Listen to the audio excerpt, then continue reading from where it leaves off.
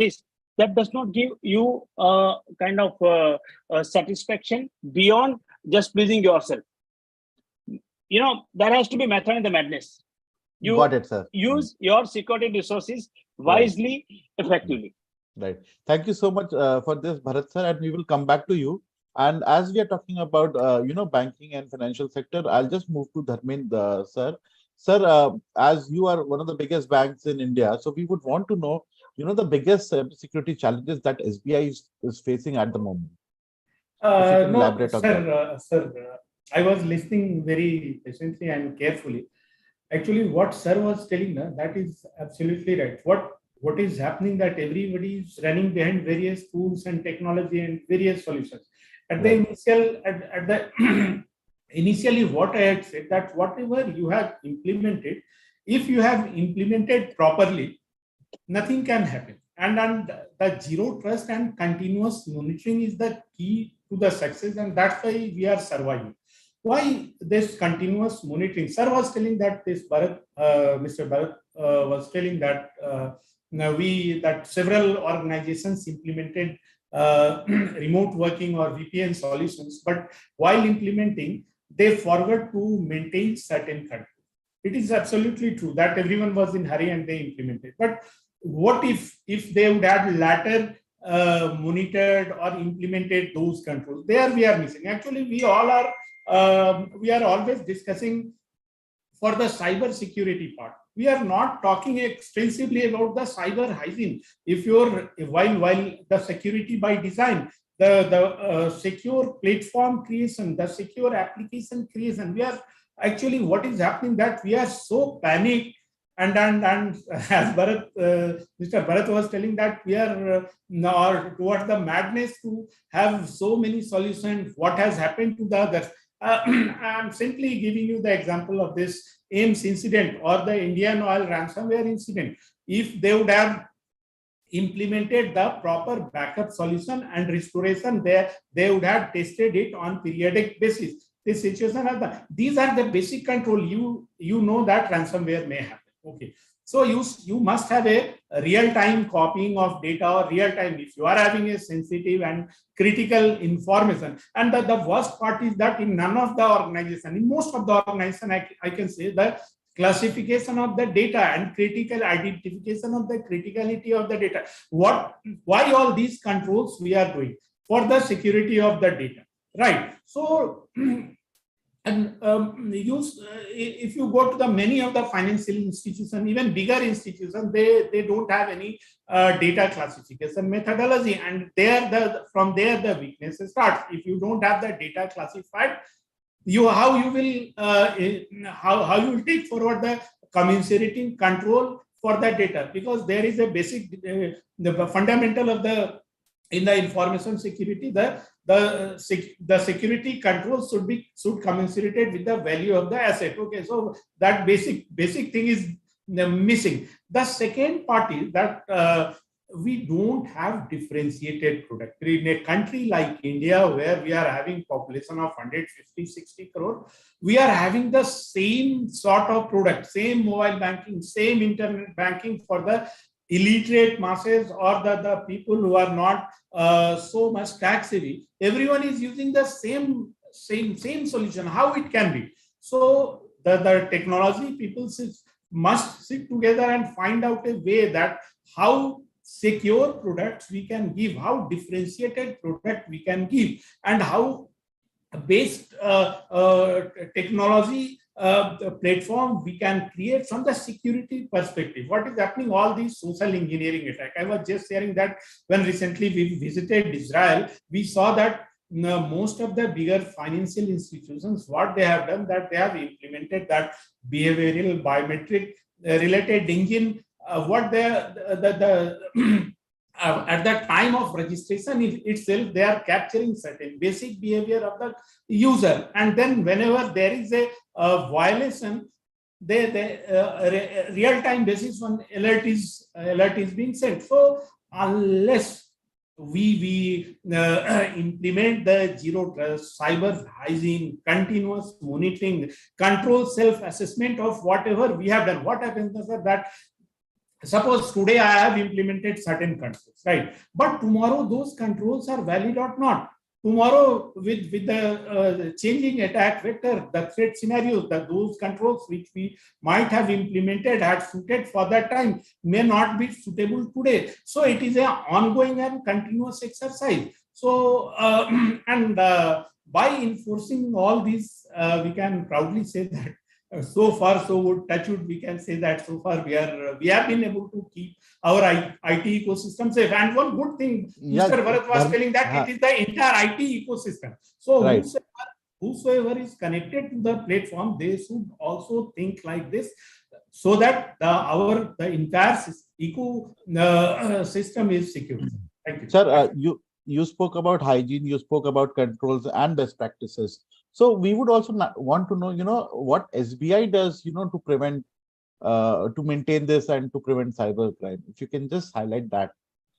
Yeah. Or what is the process that goes behind in securing because I'm sure there is a customer data and there is the banking security. So how do you manage all that? Sir, I'm sure that's a big deal. Yeah. We all know that security is not a technical issue. It is purely a governance issue, right? So what we do that, first of all, layered security approach or defense in depth, we are having multiple layer of various controls, maybe technical control, physical control, logical control, administrative control. So we are having various controls, and what we do or what we suggest, that whatever controls are there on daily basis, on continuous basis, it needs to be assessed. Unless we assess on continuous basis, we will never be able to know. So what we have done that under that, even defense in depth or layered security principle, zero trust, what we are doing that rigorously and continuously we are monitoring the entire ecosystem as well as the supply chain part, because we as being a largest bank, we are having various partners, various merchants, various state governments, various integrators. So unless we are having a complete visibility on them also, as well, Mr. Bharat was rightly telling that supply chain is also a big risk. So we never know that from where the attacker will get the path and will penetrate into our system. So we must have a visibility. I will share that many of the organizations, they don't have even the asset list, they don't have the inventory, they don't have the list of partners, third party suppliers with whom they have integrated. So the best practice is that first of all, you should have a complete list of inventory and integrations and a complete visibility on the entire ecosystem. On continuous basis, control self-assessment.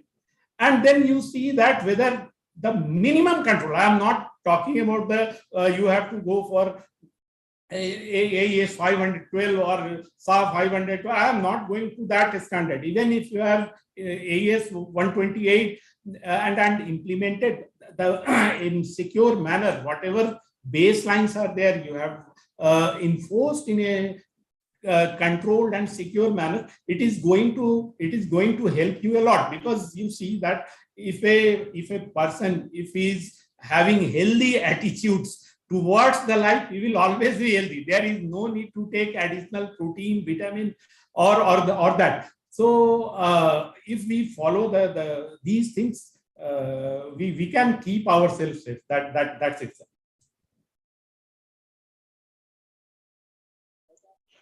Thank you so much for this. Now, Shashank, I'd like to make a comment to what like just has been spoken by Professor Triveni ji and Bharat or Mr. Professor Dash, and now having heard Mr. Dharmendra also. It's the prism of when we're talking about security and financial sector.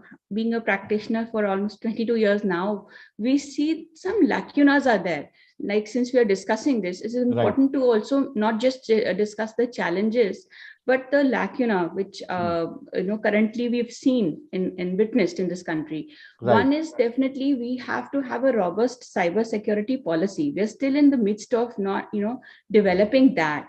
So that is one thing that our country really needs. We're talking about digital India, make in India, and we are going to be a G20 presidency. We're talking about AI and metaverse. We really need this cybersecurity policy. We've been working towards that. Number one. Then secondly, we do understand, the cyber hygiene as an element is very, very essential for us today. And so at the primary level, even at the school level, when we talk about computer science, they've been taught netiquette, which is very important. It will help curtail social engineering attacks, which Mr. Devendra was also talking about. So that's another essential aspect that we must understand that our country needs, and we are working towards that. Third is the psyche of people. Having dealt with QR code scams to payment plastic money frauds to man in the middle attacks and phishing attacks. There's so many variants now, hybrid versions of the same, or wishing, or smishing. Right. I think it's important for people to understand when they discuss and read, they don't read the terms and conditions. Many times they set up privacy features, but they don't really understand how to use those privacy features. So that is a lacuna, and mindlessly one would just click on I agree and move ahead with a service. That has also caused havoc. And something so small as having a lock for payment, for making payment, online shopping, people are being scammed by fake websites and fake links sent through various social media platforms to buy or sell things. So even at this level, they don't understand the importance of SSL and HTTPS and a lock sign. That's a very, very basic thing that one needs to tell online shoppers or even gamers. A lot of children specifically, they've been into gaming. So security from that point of view, and from the corporate side, when we said WFH mode, they don't have sometimes robust policies. We've helped banks, we've helped other entities, even in the education or health sector, evolve WFH policies, IT policies, and sound DLP in deployment practices. Something like data loss prevention software or firewall enhancements. I mean, those are aspects which were not given so much focus as they're now.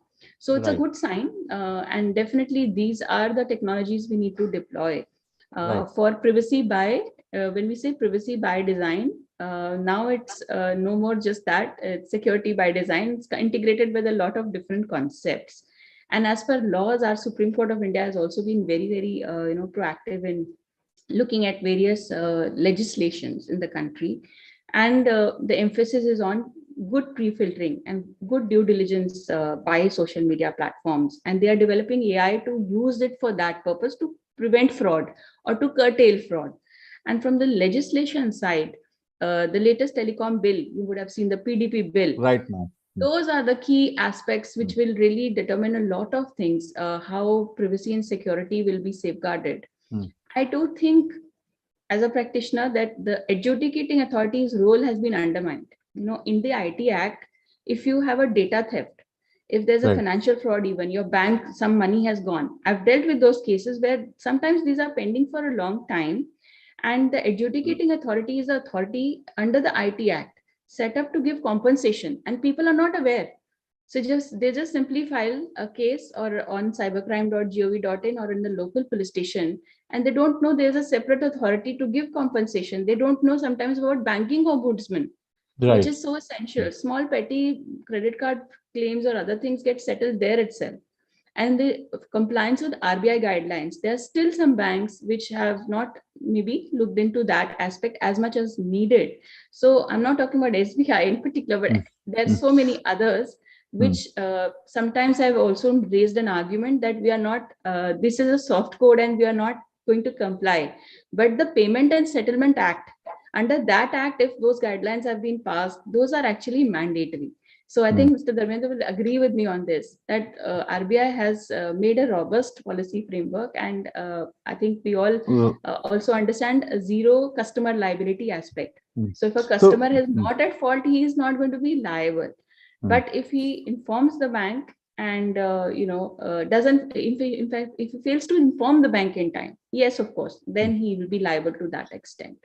Right. So, ma'am, Dharmendra sir and Bharat sir just spoke about the financial challenges that BFSI or the financial sector or banking sector is facing. We also wanted to know more about the legal aspect. So, ma'am, do you think there are enough, legal provisions, or do we need amendment or changes in some legal structures to deal with the increasing cases of cyber security? Yes, as I said, the IT Act is the main legislation we follow in the country. But yes, there are a lot of new provisions needed in that. We still don't talk about AI in it, and we are not in the times when we are talking about data protection. The data protection, how the data is to be defined, the categories are increasing. I would say the earlier bill talked about even religious, political sentiments of people to be classified as sensitive data. Now the sensitive personal data has been done away with. In the new bill, we're only talking about personal data. So the way how this cross-border exchange of data will take place, what security parameters, what is the CISO's role, and how the data protection authority will be actually looking into monitoring and the balancing of scales between state power and the corporates and the common man. This is a real challenge at this point. So it is important to see the laws. Yes, there we need definitely more laws, and that's the reason of having a new special legislation proposed in the country. So we're working on the aspect of strengthening data. But in my personal view, it's important to classify health records, biometric records, and other records as critical, because those are some things that the nature of data itself requires a different sort of handling and confidentiality. So cross-border adequacy norms, for transfer, for example, we may not have localized data alone or mirroring. Those things have been done away with, mirror imaging requirement here in India, but does need a different set of a more stringent set of parameters to be met with. That is my personal view. So the bill is yet to go through stages of discussion. So I think this will be, should be brought into focus. Right. But yes, in terms of the I would say compliance, and in terms of enforcement of law, our courts, I have time and again emphasized, we need special courts only to deal with cybercrime. It's unfortunate in our country that I have also spoken at the Ministry of Home Affairs and proposed this, that in our country the rate at which cyber crimes have increased has been phenomenal, and we need separate set of the dedicated courts only to deal with cybercrime. The general criminal justice system is overburdened in any case. There's so many different cases of different nature which get clubbed with these, and therefore they don't get that kind of importance and speed that is required in dealing with those cases. So the prosecution and the conviction rate will definitely increase, the reporting will increase once we have that infrastructure ready, and the judges who are well versed and well trained in that field, and they would be able to adjudicate those matters very quickly. Karnika ma'am, here I just quickly wanted to ask you that people often say that the conviction rate in cybercrime cases are too low, and also the quantum of sentences are very less. So people, there's no threat among the criminals. What is your take on this? Very right, Shashank, because this is in the criminal justice system, we currently have just about 3 years of punishment and fine, or both, and that is bailable. So if it is bailable, it is not enough deterrence somehow for the criminal, and they often go scot-free. So they will be compounding some cases. They'll have shorter sentences. So there's not enough deterrence. At the same time, because we want to liberalize our economies, we want to not deter too many, I would say, put hindrances in businesses. There is a discussion on liberalizing and making these laws more flexible, but not at the cost of I would say enforcement of the cyber law, because that is something that you can't do away with. That is something that we need to have. So that is something I would strongly advocate, that we need good set of stringent punishments, and the PDP which is currently being debated is actually giving a penalty of almost 500 crores. Now, simply just giving penalties and doing away with imprisonment is what will be looked into, because we do need some heinous offenses. They need to have imprisonment also, and they will have to be balanced, and not only just penalty in certain cases. But yes, in terms of the law, the way it is reported, there are volumes of cases and number of cases reported every day. How many cases the FIR is lodged? I think Triveni is there. He will appreciate this point.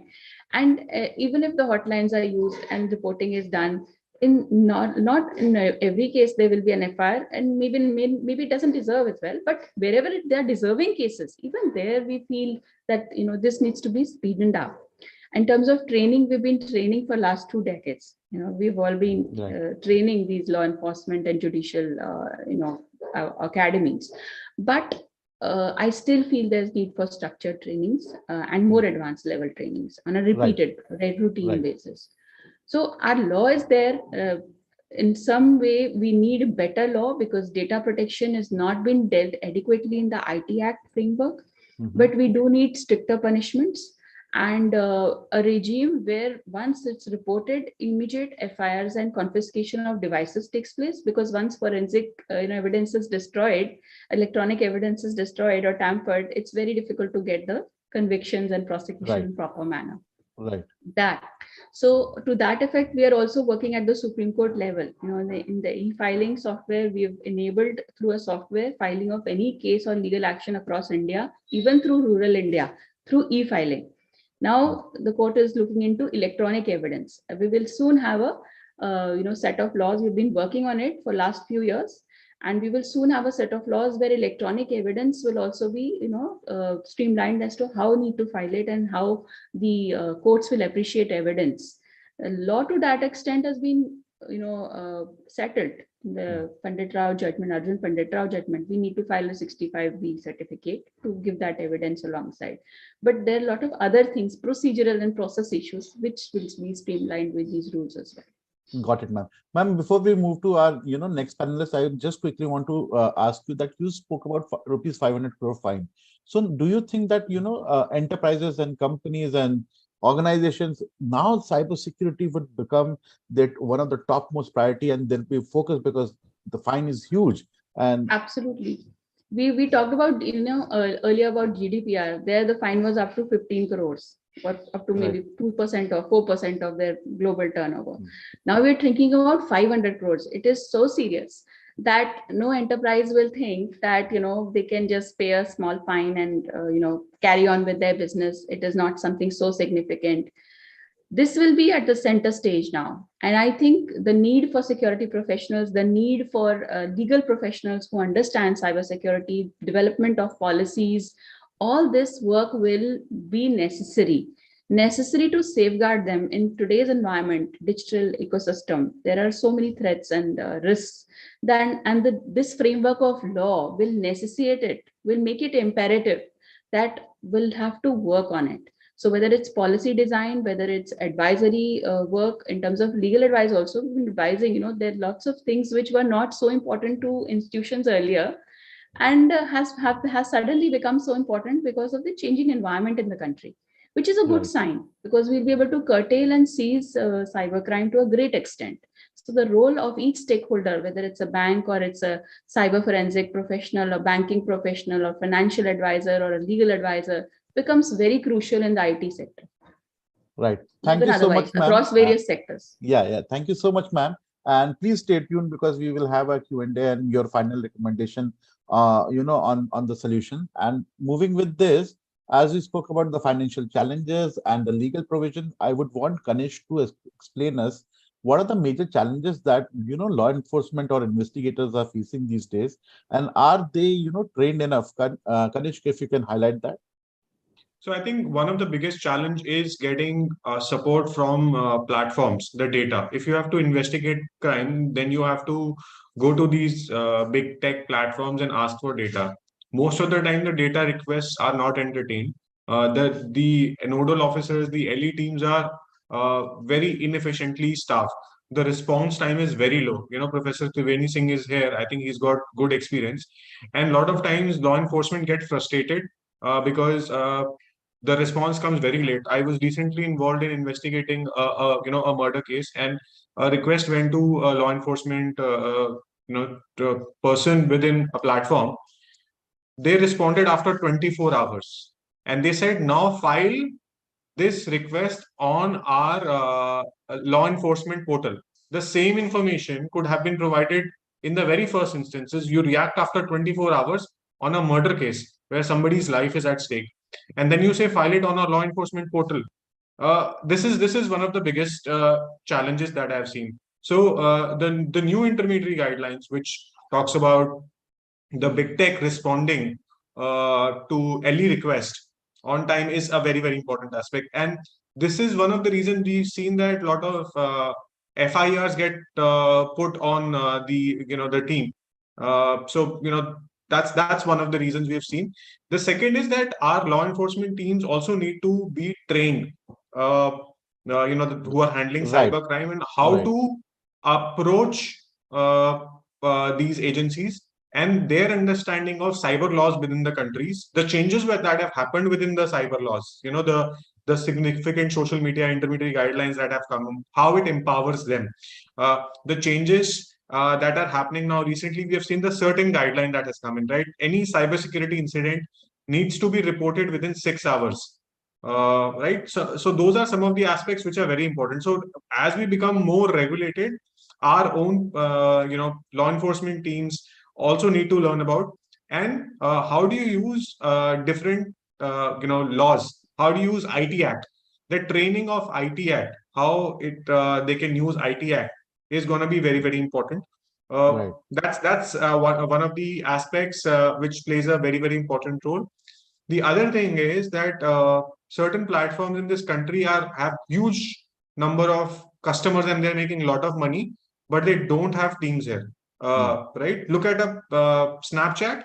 Have you heard of anyone? How many people are there in Snapchat in this country? They are as in the user. Yeah, there are Snapchat. There are so many users, but how big is their team? Right? Hardly anybody knows. Yeah. Hardly anyone. Do you know where their office is? We won't know. But millions of users in India. Absolutely, right? This is one of the biggest issues that we face. So somebody who's using Snapchat, and there is a lot of bullying, crime, abuse which happens on Snapchat. That's there. Look at other platforms. The new age dating platforms, which are very common among the youth. And there is a lot of crime that is happening. And recently we saw one of the platforms, such as Bumble, right? Bumble's name came in this. Where do we know where Bumble's office is? After Shraddha case, right? Shashank, this Kanishk has a point.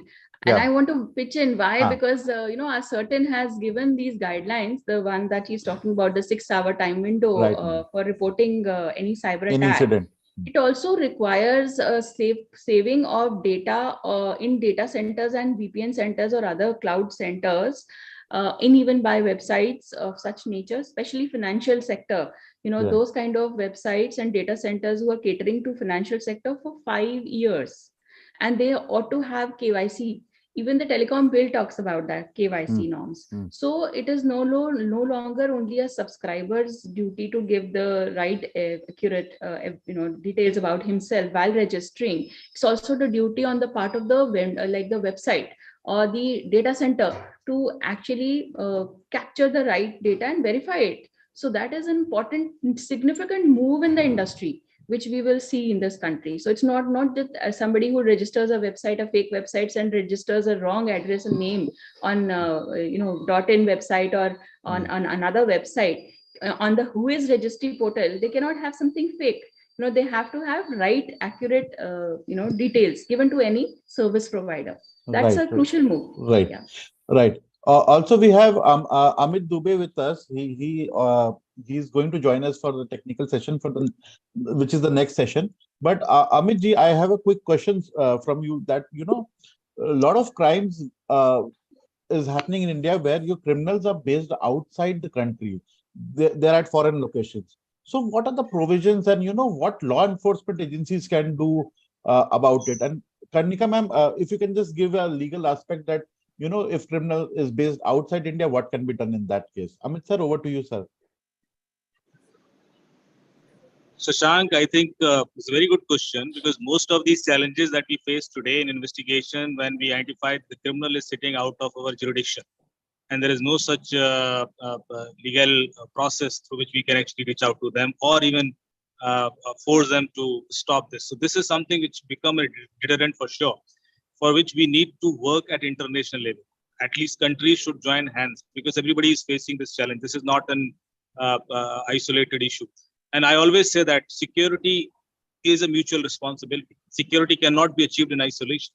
If I create secure boundaries, I create secure parameters, having all kind of security provisions, that doesn't mean that I'm secure. Because any of the entity which I'm interacting with, if they are vulnerable, I'm also vulnerable. So it has to be taken in that way. The countries should join hands together to actually share data and share identification of the people those are actually identified. So we get IP addresses. Recently, there was a sequence of cases when people were receiving WhatsApp messages and asking money, and then they were purchasing Amazon gift card. And when we actually investigated that case, we found, and it happened actually with lots of VIPs, lots of bureaucrats and politicians. So we got a list of 80, 90 such people, those who are actually face this kind of identity theft issue. When we zeroed down the IP addresses and the locations of the people, we found that they all belong to Nigeria. Now to actually reach out to those culprits and to ensure some sort of enforcement or prosecution is really a big challenge. So we had to, at this present, we have to give up. But then, even if we identify the person and the company or the entity those are supporting that organized racket, it is a complex process, which should be taken strongly at national level by government, should organize events, should organize talks, should organize special initiatives, taking consideration for international. Thank you, Amit, Amit, for I this. think I just want to ma'am, make over to one you. point, if you allow me, Shashank. Please, ma'am. When Amit Dubey is just talking about, India should increase the dialogue on cybercrime convention. I was lately a part of the deliberation, EU-India deliberation, where we discussed at length the convention on cybercrime. Dr. Rai, Bhushan Rai was present, Dr. Rajesh Pant was present, and there were several other, dignitaries and diplomats from across the world, and especially Europe. We're talking about Europe right now. So the EU convention is on one hand, the other hand, we're talking about UN convention also. We're thinking of developing a new convention where, the problems which we are facing in the EU convention are done away with. So those dialogues are actually underway. I wanted to inform the audience also that we are already working towards that, and that's on our speed. So I think that is also likely to materialize soon. And Indian government has made representation already and had talks at length, even at the UN level. So we've been part of all that initiative. And as far as the man in the middle attacks are concerned, I think that is another aspect which has not been, captured very much in terms of focus, because we've dealt with cases where fake bank accounts have been created and same names of buyers or sellers, and the embassies, when we contact the embassies or the banks, the electronic data trail is very difficult to get from there. So MLAT and our letter rogatory, we've seen all those processes, they are very slow. And sometimes I met the Interpol officer the other day and he was saying 3 years at the India Delhi conclave. They said 3 years is the timeline.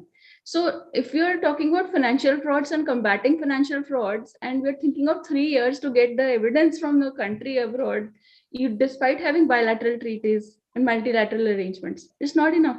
So we really need speed, and I have 100% concurrence with Amit Dubeji that this is something that we all have as industry practitioners. We've all seen this is a lacuna which really needs quick redressal.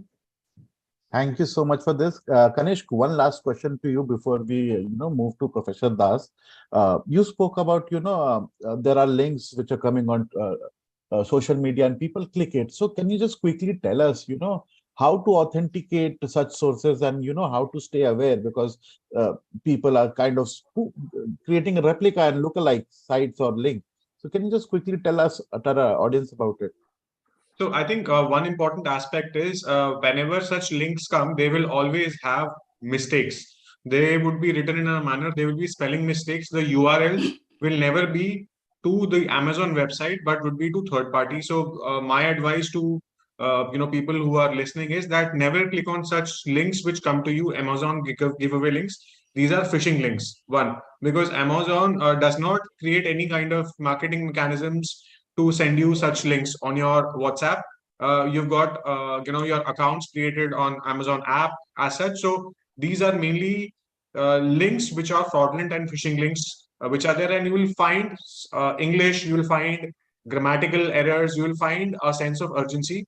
If you look at that number, you will find that the person would have a picture which will make you appear that this is fishy. Either it will be some fancy picture of a person, or it will be a common man, somebody. You can make out that this is definitely a fraudulent link. So best practice is never to click. Most of the crypto related scams which are running today are run through creating a sense of insecurity. Is one, you're saying people, your numbers will be randomly added, and there'll be five people who will say, okay, I'm making money through investing in Bitcoin or taking the name of Binance, and they are part of the same group who appear to be telling that they are the winner. They are Right. actually group of Nigerians who are doing most of this. There are others as well, but they will create this fear and they will make the money. Initially people will invest, they will see there is 30% gain, but they will never be able to get that money. So Right. unknown numbers, people who don't know, people should never engage in any kind of financial transaction, and any kind of links which are sent to you.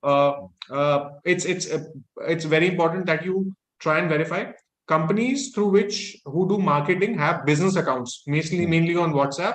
If those business accounts are created, you'll be able to find out those details, and those are listed on websites. That's how you can verify some of them. Just one last point before I hand it over to Professor Dash. On ransomware, there is an international task force which US has created, and there are 37 countries which are member. Similarly, with respect to cybercrime, there is a task force which needs to be created to counter cybercrime and also look at more cooperation. The biggest issue that we face today is that we don't get support from other countries for tackling or responding to cybercrime. We have seen such cases with Nigeria. We've seen such cases with Thailand. So, international cooperation is very much needed. The measures which are there, such as MLAT, the Interpol methods, are not very effective today. Right, very valid point. And I would request you to keep your recommendations ready for the final Q&A. And with this, I move to Professor Dash. And sir, we would like to know from you that, among the discussion, we got to know that awareness is the most successful weapon against cybercrime. So how can academics and research can help in combating digital frauds and crimes?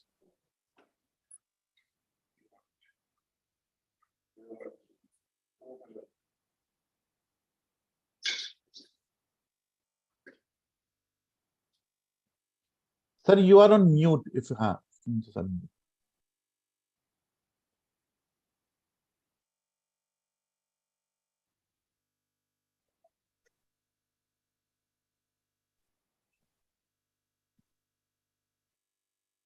we can't hear you. I guess there's some problem with your audio device, but we can see you.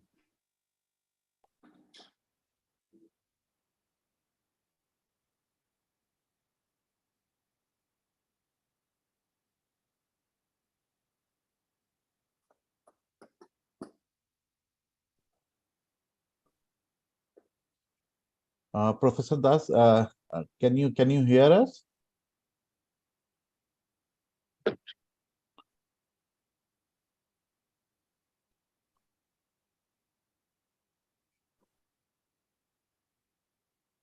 Shashank, I think he has a weak signal at their Yeah, side. yes. I think there's a weak signal. But we wanted to listen from him because academics has a very big role to play, because they will be creating the future cyber warriors for the country. We can just wait for a minute and see if we can connect back. Awesome. I think connectivity issue. He's just trying to reconnect. Should we wait for a minute before we move to the concluding, because already we are reaching towards our deadline?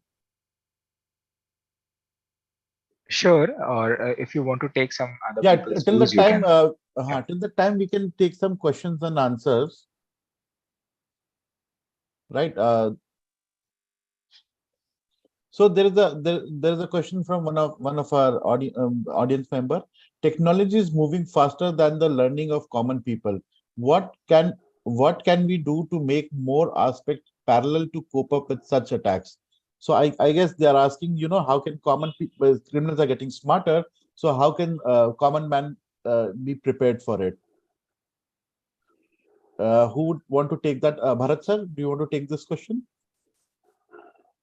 No, I think the analogy or whatever is mentioned here, the technology moving faster than the learning, that will remain forever like that. See, the world is so much so vulnerable, especially in the cyber, that we can't give ever in at least 5% believe we can't give ever that confidence we are secure and nothing is going to happen.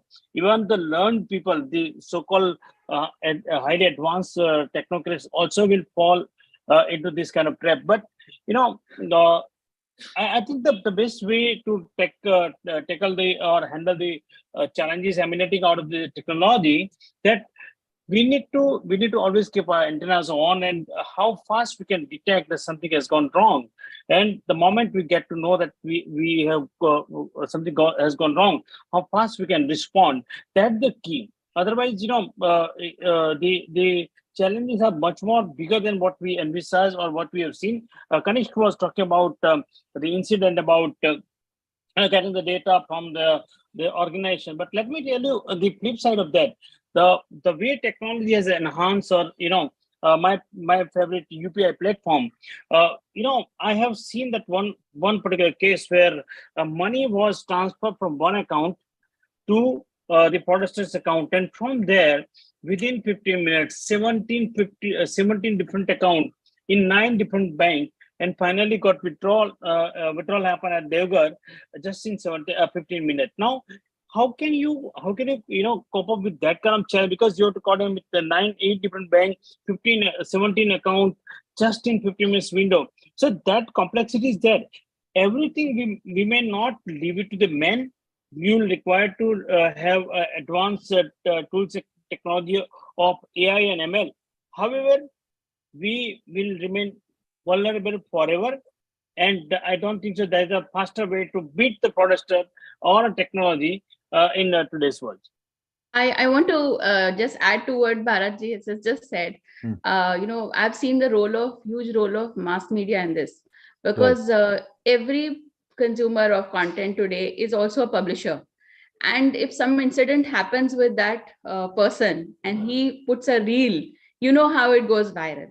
And people learn faster from people who have really experienced something, and they tell you that don't do this or don't do that. So every citizen of this country is empowered today with technology. That's number one. That's the fastest way of spreading the message. Second is obviously, even banking sector. We have seen a lot of advisories given. The Certain has given a lot of advisories, even at that time when pandemic was there.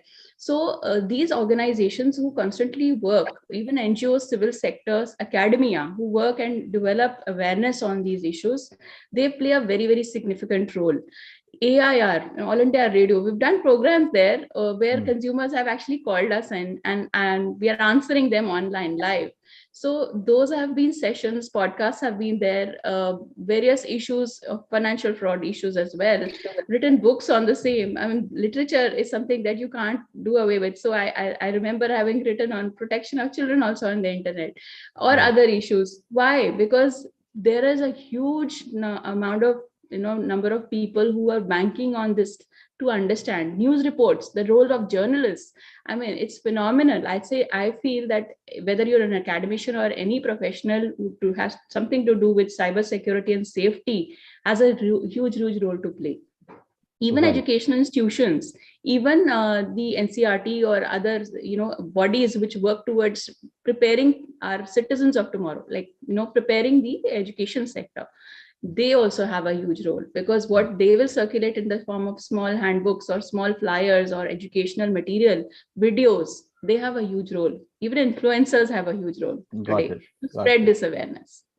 So I think Professor Das is back. We would want to hear from him. Sir,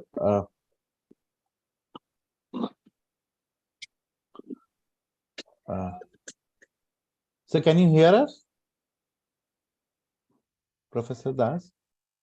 I think he's still facing a problem. Pratik,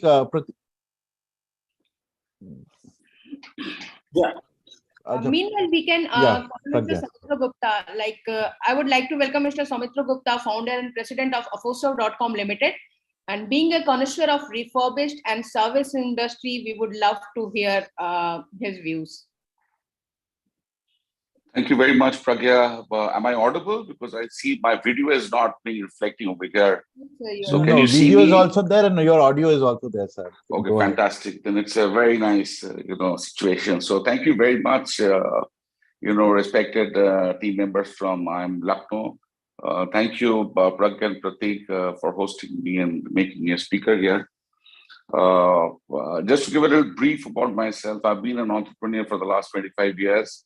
I mean, I've been an entrepreneur while I was studying and I was educating myself. So, that's the journey. We are into repair, refurbishment and recycling in the, Indian industry for the last 22 years, nearly, 2.5 decades now.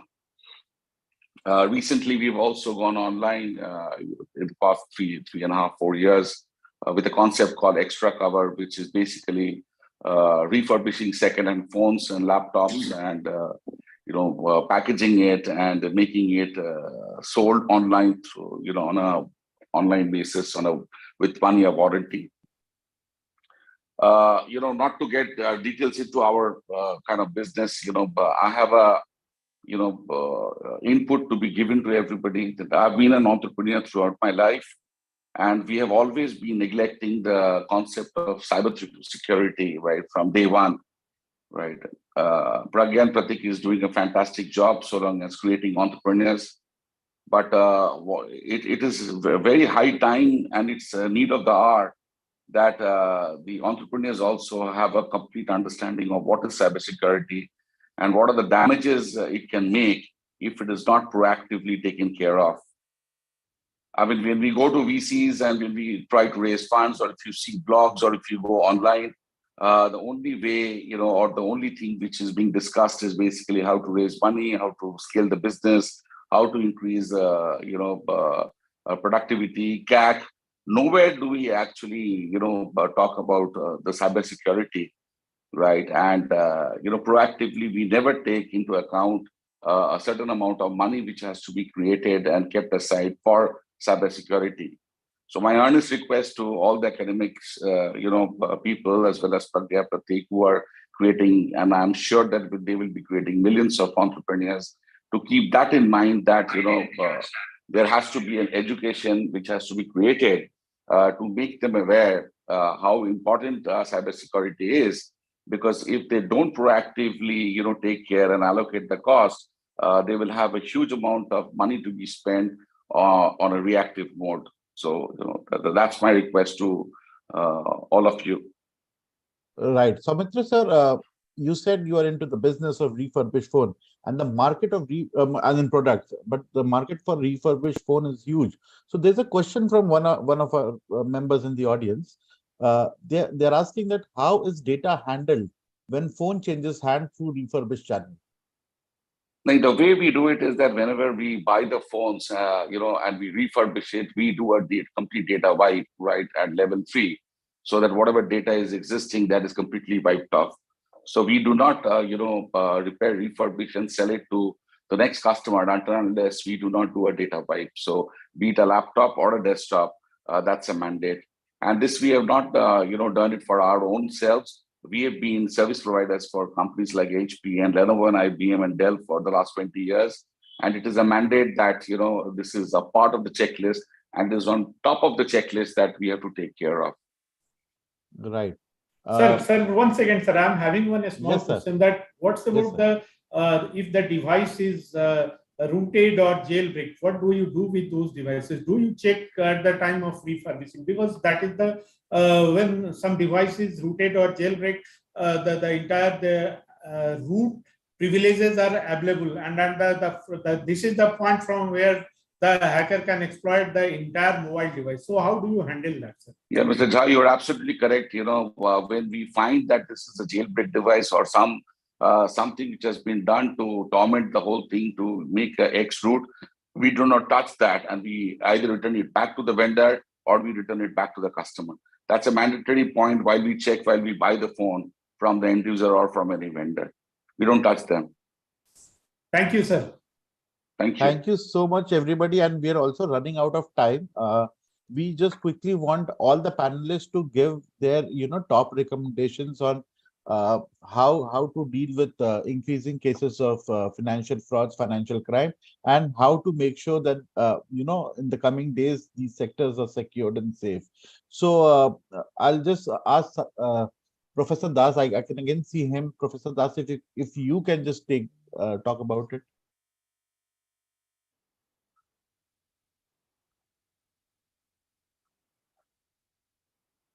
Again, I think Professor Das is facing some problem with his audio. Karnika ma'am, talking about the legal side or talking about your top recommendation, if you can just tell us about it.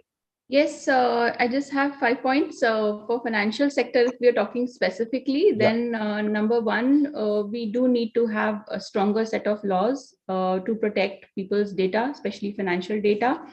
And we need to have a robust security policy, cyber security policy. We need to have a stronger, I would say, criminal justice system to have special courts for cybercrime.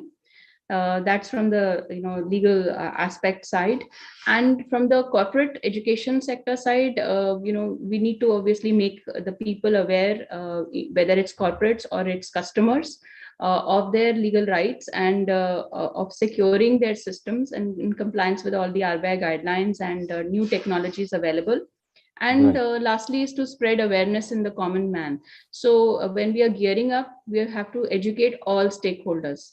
It's whether it's children to any cybersecurity agency or a professional, a role of educating judicial academies, police academies, strengthening the enforcement regime, because laws alone will not be able to take care of the increasing cybercrime. We have to have adequate machinery and implementation mechanisms, SOPs, all charted out, so that we are able to roll this whole enforcement exercise. That is my final Thank take. you so much for this. Bharat sir, your take on this?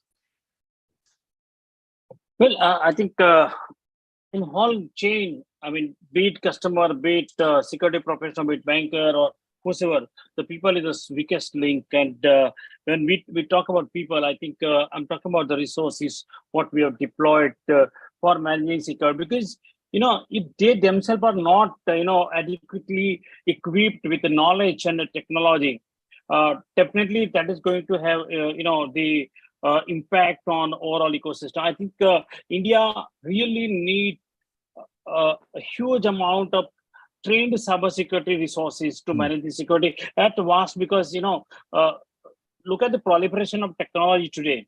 I think it is going far at rapid speed in our country. So that is one important area. The second important thing, I believe that finance or BFSI as a sector, there's a good security orchestration is needed, because when so far, the bank was always in isolation, because your bank, your BTM, your customer, and your CBS, and you are just in a closed loop of the banking sector. You are now integrated world. If you see the banking ecosystem, there are thousands of players playing multiple roles within one single transaction. You have no idea about it. Who is making sure that everyone touching to your system is equally secured in every aspect? That's a very, very big question mark today. Third, there's a need to invest on customer education, which I keep on saying since decades and decades. I think it is a time that we need to take the fundamental requirement, like roti kapda makan. Roti, kapda, makan, and cybersecurity. That's a part and parcel of life. That is true for a person who is doing banking, not doing banking, anything. What for common men, roti, kapda, makan, and cybersecurity. There's a need of power, and that is what people need to take seriously. Thank you so much for this, sir. Dharmen sir, your final take on this? Sir, I have always been an advocate of the cyber hygiene. So my saying will be that maintain a good cyber hygiene, baseline control, zero trust, and continuous evaluation, monitoring of whatever has been implemented, whatever controls are there. And I agree with what Mr. Bharat and other speakers have said, that human is always the weakest link in this entire part. Why I am telling that? You see, as a human is always there as a implementer one side and a user another side. So at the implementer side, if a human commits a mistake while implementing, evaluating, and monitoring on the various controls, we are gone. And if as a user, if we are not aware on the technology part, that how to use that technology safely, if we are not aware, then also we are gone. So yes, so awareness is the must on all the sides. Whosoever are there in a part of that system, digital system, the form of awareness may be different. For an implementer, for a development team, for an integrator, the role may be different. As a user, the role may be different, but the awareness is a must. So that is right. Right, which is why we should also thank Delberto and IIM for conducting a session like this, where we are able to listen from such great speakers. Kanishk, your final take on this? So I think very important to understand a concept of cyber poverty line. So in cyber poverty line, there are organizations and people who are capable and knowledgeable of taking care of their own cybersecurity risks. Right? This could be large organizations. And there are people who are not capable themselves, and they would require the support of the government. So this is the middle class, the lower income group, and they are today getting maximum impacted. So the role of the government in terms of enforcing cyber laws, the role of the government in terms of enhancing the knowledge, the awareness, and strengthening the law enforcement agencies to support plays a very, very important role. Unfortunately, in India, majority of the people are below the cyber poverty line, that they cannot take care of their own cyber hygiene and risk. So the government initiatives to make them aware, enhancing capability to support them to report cybercrime. Just a cybercrime helpline of National Cybercrime Portal, a number is not enough today.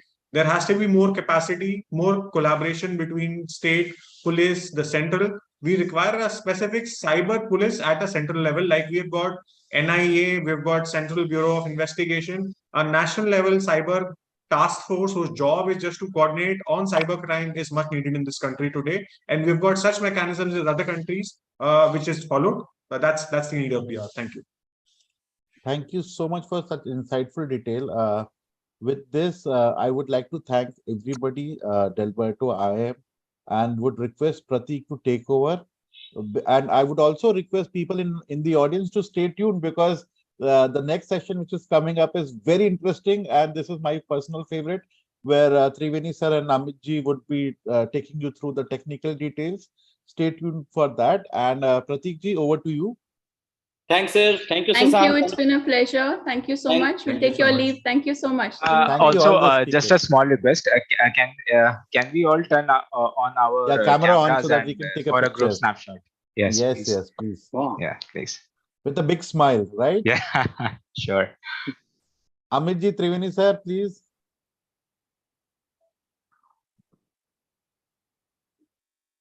दिख रहा है चेहरा? Perfect, sir. हाँ, बहुत अच्छा। गांव में हम तो वादियों में चले गए यार। हम अपने गांव में हैं, गांव में। और आज सारे के सारे लोग त्रिवेदी सर का टेक्निकल सेशन सुनने के लिए स्पेशली है कि how Jamtara type of things जो है ये कैसे काम आता है। ठीक है, तो now Pragya, can you please ask everybody to basically thank you all for your views and valuable insights. Now we would begin with the technical discussion on cyber security and would like to invite Professor Dr. Triveni Singh and Mr. Amit Dubey. Thank you. Sir, एक second इससे पहले बताना चाहूंगा कि मेरा जो schooling हुआ है पूरा वो जामताड़ा में ही हुआ। From 7th to 10th I was there at Jamtara itself, and I can इसीलिए सर ने स्पेशली साइबर सिक्योरिटी को ही चुना है। अरे नहीं, मैं एक बड़ी इंटरेस्टिंग चीज बताना चाहूंगा यहाँ पे जो सभी लोग हैं, पैनलिस्ट हैं और सभी विद्वानगण हैं, कि अभी भी I am in continuous touch with my school days batchmates. Okay, so there are several students who have opened their coaching classes that how to train these fraudsters. So they are having their own classes. We are having certain friends who are big name, big advocates there. Okay, so I am in continuous touch with all the groups. That means the police team there, the advocates there, the fraudsters there, and the leader of the fraudsters, because all of them were in the school time. So how they do, what they do, how they psychologically exploit the people from where they are getting the data.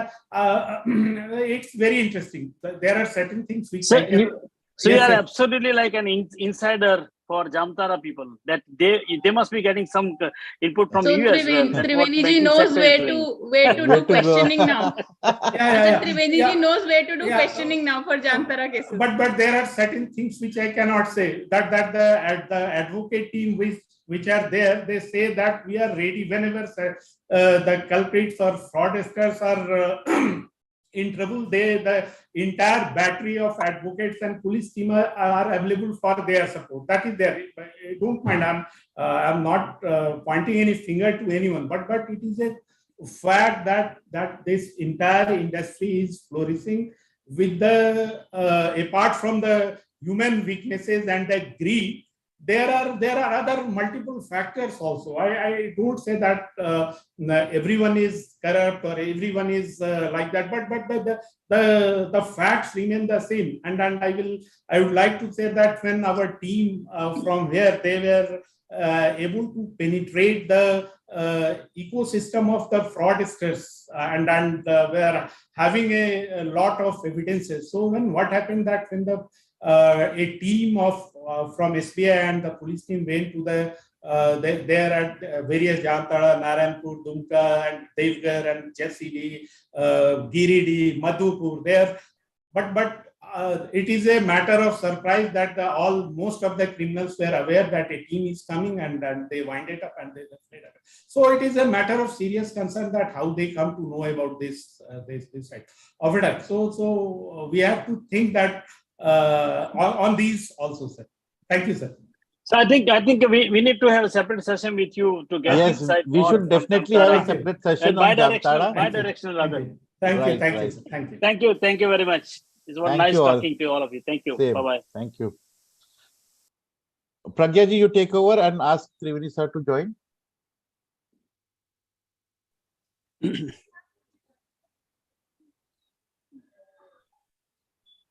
Can we start technical discussion? Yes. We are ready to start a technical session, and we will ask Triveni Singh sir to start the session, the technical session, and guide us, and how exactly basically this we can prevent ourselves and our organizations from the cyber frauds. And yeah, thank you. मेरी आवाज आ रही है? जी बिल्कुल. अभी audience अभी भी सुनने के लिए इंटरेस्टेड है? तो yes sir, we all are waiting, and also the panelists sir, they are still here. ठीक है. तो अभी ये बात चल रही थी जामतारा की, तो मैं आपको बताऊं कि जो जामतारा के क्रिमिनल्स हैं, they are smart in social engineering tricks, you know, और they compromise you differently, an number of excuses and all that. कभी बैंकर बन के, कभी कैसे भी आपका ओटीपी और इस तरह का कॉम्प्रोमाइज करते हैं. लेकिन अब हम जो बात करने जा रहे हैं वो जामतारा से अलग जो हाईली टेक्निकल क्रिमिनल्स हैं, जो सोफिस्टिकेटेड टूल्स टेक्नोलॉजी यूज कर रहे हैं क्राइम के लिए, मैं उनकी बात करने जा रहा हूँ. इसी तरह के केसेस की बात करने जा रहा हूँ. ये तो जैसे अभी मैं आपको एक हम लोगों ने साइबर क्राइम का केस क्रैक किया बैंक का. वो बैंक में क्या हुआ कि cyber criminals 146 crore rupees transfer कर लिए. 146 करोड़ रुपीस कोऑपरेटिव बैंक से उन लोगों ने ट्रांसफर किया. अब सोचिए,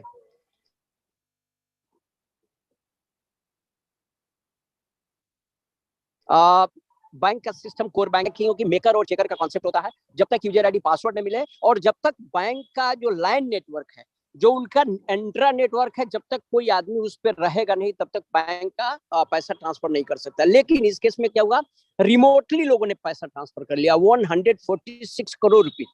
आप सोचिए कितना इंटरेस्टिंग है, कैसे हुआ आप देखिए। साइबर क्रिमिनल्स आज की डेट में कितने स्मार्ट हैं। कहा जाता है कि cyber criminals they are 2-3 step ahead then the law enforcement agency, and it's a fact, you know, it's a reality that we are not updating ourselves technically in such a way in which the cyber criminals that they are adopting, they are learning technology and everything, you know, हम उनके पीछे पीछे चल रहे हैं। वो crime करते हैं, फिर हम उसको उस क्राइम को क्रैक करते हैं। अब साइबर क्रिमिनल ने क्या किया कि जिस बैंक से पैसा ट्रांसफर करना था उस बैंक के नेटवर्क में, जो इंट्रा नेटवर्क है, उसमें जाकर के एक लैपटॉप लगा दिया। उस लैपटॉप पे उन लोगों ने एक रिमोट एक्सेस टूल डाल दिया और वो जो लैपटॉप था, चूंकि इंट्रा नेटवर्क उनका जो है उस नेटवर्क का पार्ट हो गया था, तो जहां से ब्रांच मैनेजर और असिस्टेंट ब्रांच मैनेजर जिस सिस्टम से ऑपरेट करते थे उस पे चुपके से जाकर के की लॉगर लगा दिया, ताकि ब्रांच मैनेजर और असिस्टेंट ब्रांच मैनेजर से हमको पूछना ना पड़े कि उनके यूजर आईडी पासवर्ड क्या है।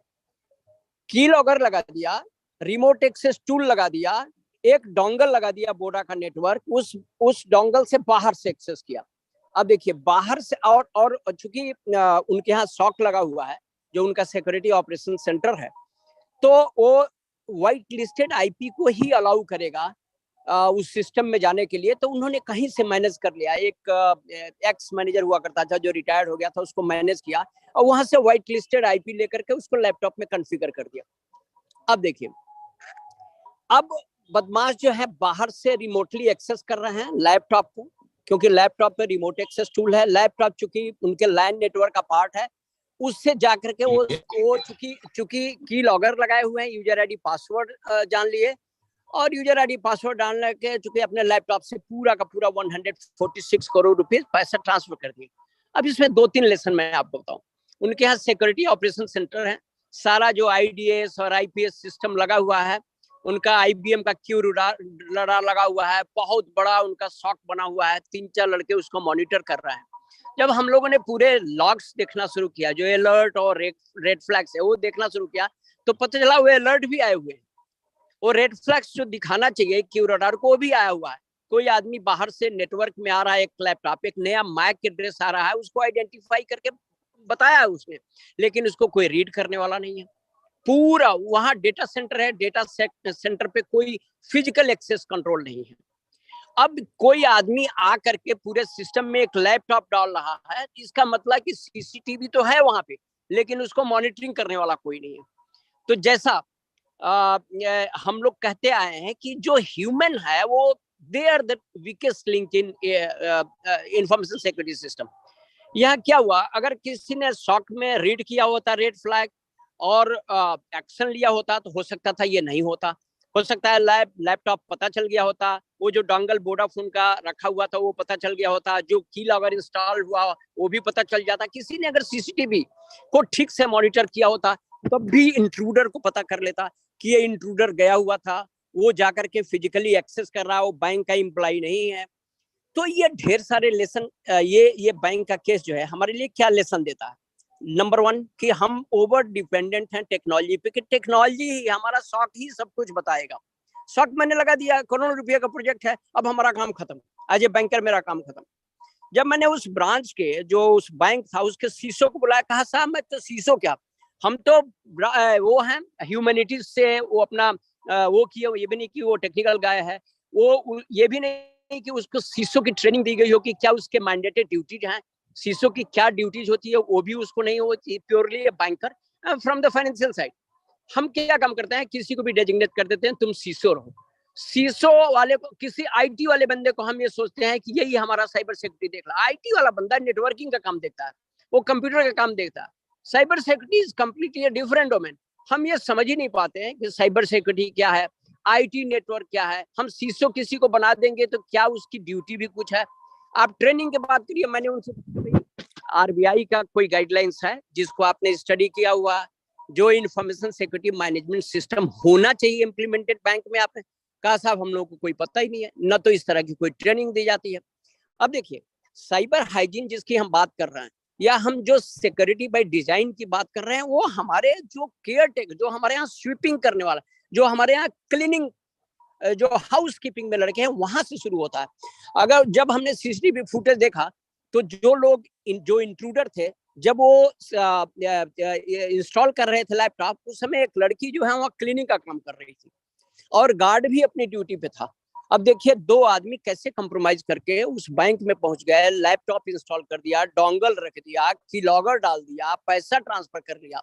ये तो कहिए कि हम लोगों का एक्टिव इंटरवेंशन था पुलिस का और प्लस बैंक का।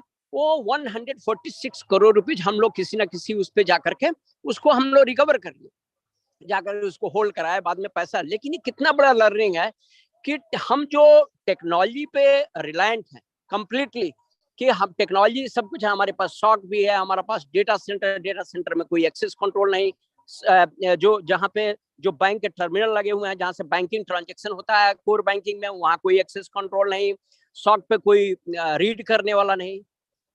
लेसन क्या है कि हमारा human interface that is most important critical component in this cyber security ecosystem. उसी तरह भी मैं आपको एक और छोटा सा एग्जांपल में बताऊं, उसके बाद अमित ले लेंगे सेशन। अभी हमारे यहाँ एक रैंसमवेयर अटैक हुआ, एक नोएडा की बड़ी कंपनी पर रैंसमवेयर अटैक हुआ। उस कंपनी ने इतनी भी ड्यूटी नहीं समझी कि वो जाकर के सर्ट को नोटिफाई करे।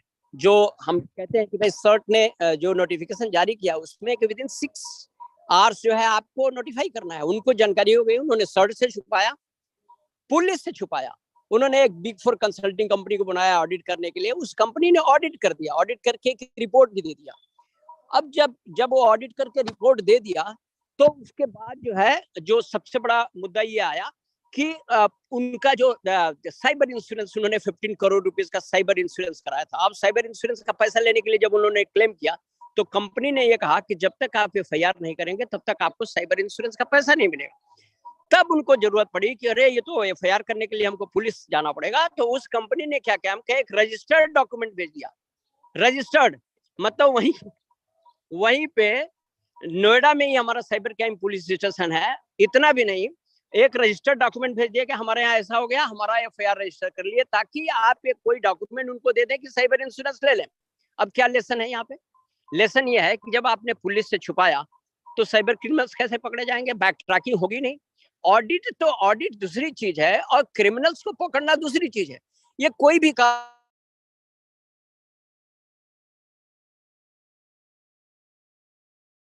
कॉर्पोरेट इन्वेस्टिगेटर नहीं कर सकते। से डेटा चाहिए, टेलीकॉम से डेटा चाहिए, आपको बैंक से डेटा चाहिए, वो पैसा कहाँ गया है, आपको बिटकॉइन जो एक्सचेंज है वहां से डेटा चाहिए, क्योंकि वो बिटकॉइन ने मांगा था, उन्होंने 15 करोड़ रुपीज मांगा था। अब आप 15 करोड़ रुपीज दे रहे हैं तो बिटकॉइन का एड्रेस की एनालिसिस चाहिए। आप कैसे कर सकते हैं ये सारी चीजें? तो कारपोरेट इंडस्ट्री क्या कर रही है, कारपोरेट छुपाती है ये सब चीजें, पुलिस में आती नहीं है। देखिए बैंक भी अगर छुपाया होता तो 146 करोड़ रुपीज नहीं आता। मैंने 10 लोगों को अरेस्ट किया, साइबर क्रिमिनल्स को, दे वर हाईटेक क्रिमिनल्स। हमने उनको अरेस्ट किया, भेजा, एक डिटरेंस क्रिएट हुआ कि नहीं बैंक में अब हम ऐसे नहीं कर सकते क्योंकि पुलिस पकड़ रही है। इसी तरह कारपोरेट सेक्टर को मैं कहता हूँ, कारपोरेट सेक्टर को फॉरवर्ड आना चाहिए, पुलिस के पास कंप्लेन लॉन्च करानी चाहिए। हो सकता है क्रिमिनल्स को हम पकड़ लें, हो सकता है ना पकड़े, लेकिन एटलीस्ट अवेयरनेस तो हमारे एक हम अपना टेस्ट रन तो कर लेंगे कि क्या इस तरह के जो केसेस हैं, जो बहुत ही हाईली टेक्निकल नेचर के केसेस, रैंसमवेयर अटैक है, क्या हम इन्वेस्टिगेट कर पा रहे हैं? नहीं कर पा रहे हैं तो हमारे पास टेक्निकल और लीगल चैलेंज क्या आ रहा है? हो सकता है इंटरनेशनल कोऑपरेशन मिल जाता, हो सकता है हमको एक से एक मालवेयर एक्सपर्ट हैं, एक से एक रिवर्स इंजीनियरिंग करने वाले लड़के हैं प्राइवेट सेक्टर में जो आकर के हमारी मदद करते हैं। हो सकता है हम जिन लोगों ने ये मालवेयर क्रिएट किया हम उसी को पकड़ लेते हैं, ढेर सारे बिट्स डॉट इंफॉर्मेशन पड़ा था, हम उसको कनेक्ट करके हो सकता था केस हम क्रैक कर लेते। लेकिन आपने छुपाया, आपने छुपा करके एक किसी कंसल्टिंग कंपनी को दे दिया, कंसल्टिंग कंपनी आया एकदम रिएक्टिव ऑडिट करके चला गया कि साहब ये ऐसे हुआ, रैंसमवेयर का केस, और इनको रैंसमवेयर के पैसे साइबर इंश्योरेंस जो है साइबर इंश्योरेंस कंपनी पे कर दे, काम खत्म। मेरा ये मानना है कि साइबर सिक्योरिटी जो है ये अभी मैंने बताया, ये बात सिनर्जी की है। सिनर्जी इन द सेंस कि हमारे पास जो नॉलेज है, जो हमारे पास अथॉरिटी है, उसका भी यूज है, जो एक रिसर्चर है उसका भी यूज है, इंडस्ट्री को आना चाहिए, क्योंकि major concern problem statement energy वहां से आएगा।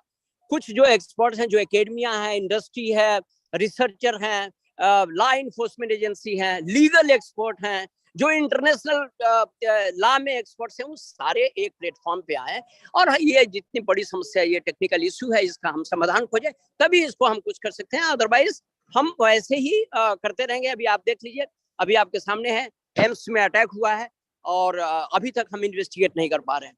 तो in terms of knowledge, in terms of capacity building, in terms of awareness, in terms of all resource, हमको अभी अपग्रेड करने की जरूरत है और एक सिनर्जी क्रिएट करने की जरूरत है। Thank you.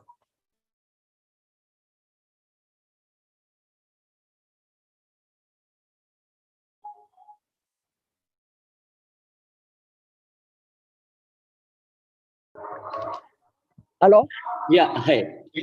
Now we will ask Amit Dubey sir to basically share his experiences and insights on this cyber fraud type of thing. Thank you, Prateek, and thank you, everyone. Good afternoon and Jai Hind. After such a knowledgeable panel discussion and exciting talk from Professor Triveni Singh, here I would like to share some of my personal experiences of crime investigation. I'll tell some stories. So few of you know already that I'm a storyteller. And my way of sharing this awareness or expertise is through stories. And I've been noticing that these attack vectors has been changed a lot in recent times, especially the financial fraud attack vectors. People have evolved, and that has become a big challenge for all the investigators. For example, in most of these financial crime awareness or cyber safety awareness sessions, we always say OTP मत दीजिए, OTP नहीं देना है, link click नहीं करना है। मैंने notice किया, I have noticed that लोग OTP देते नहीं है, लोगों से OTP ले लिया जाता है। होता there is a difference. कहानी बुनी जाती है उसके पीछे। And the people those have actually faced that and they were smart. They were chief information security officers even. They were the technical heads of companies. But because they were not sharing OTPs, there was some story behind it which has actually enabled the other person to read his OTP. I'll give you some of real incidents, 8 real incidents, that how does it go without straight away asking from someone. One of such incident, I got a call from IT head of some company, and he started with a very polite note, sir, I'm a technical expert, I know, but it has happened with me, and I hear all your stories. I know this should not have been done. I asked, क्या हो गया भाई, बताओ. बोले, sir, I was actually in Mumbai and I was looking for some cheaper taxi. And I was searching on Google, I found some website where they were offering taxi for 10 rupees per kilometers rate. I liked it, so and the process was that you have to pay 100 rupees through some online transfer mechanism, and then taxi will be booked, you'll get the driver details, and then by evening when you will sort of complete your travel, you will have to pay the amount as per 10 rupees per kilometer. Okay, no fraud, nothing is suspicious. Then he's tried to pay that 100 rupees, but the 100 rupees was not going. It was always failing. The transfer was not working. So he submitted a complaint that, oh, your system is not working. I think there's some flaw. Instantly, he received a call from some call center guy of that company, the taxi service company. He said, are you trying to that 100 rupees? Say, yes, it's just 100 rupees. Why don't you give me some UPI handle? I'll pay UPI. Why are you asking me to fill all the details and it's not working? The guy said, oh, sir, UPI traffic is too high right now and it is also not working. I think there's some issue on the portal. We'll have to sort it out because I also received the complaint from other people. So there is a story, you see, the way it has been evolving. You never realize that how does it happen. Then he'll say, okay, sir, I'm sending you a Google Meet link. Please click the Google Meet link, share your screen, do the transfer in front of me, and I'll see what is the issue. We'll fix it. Don't worry. And we are there to help you. Now the guy, the call center guy, he shared a Google Meet link with this person. He opened it on his mobile phone. Now the learning number 1. Never ever open a Google Meet link on your mobile phone. Why? because the moment he started opening it and shared his screen for the call center guy so that he can see what he was doing. When you have shared your screen, the other guy can also see your OTPs. You are focused on that portal that you are filling data, but instantly if some OTP comes, he can also see. So that is the way they are reading your OTP. So he was trying to again fill all the details, trying to transfer that 100 rupees, but it was not working. Again failing. Suddenly he found that some OTP came. By the time he could go back and see it, money was transferred. He realized he quickly cancelled or left that Google Meet and told this guy that, I know that you guys are cheating me, and and this guy, before actually trying some financial transaction on that portal, he also did some basic sanity check. When this website was opened, who owns its basic test, he did it, and he was satisfied. Then only he started this financial transaction. A person who was technically sound did some sanity check, trying to do something, have been duped so easily because he clicked the Google Meet link.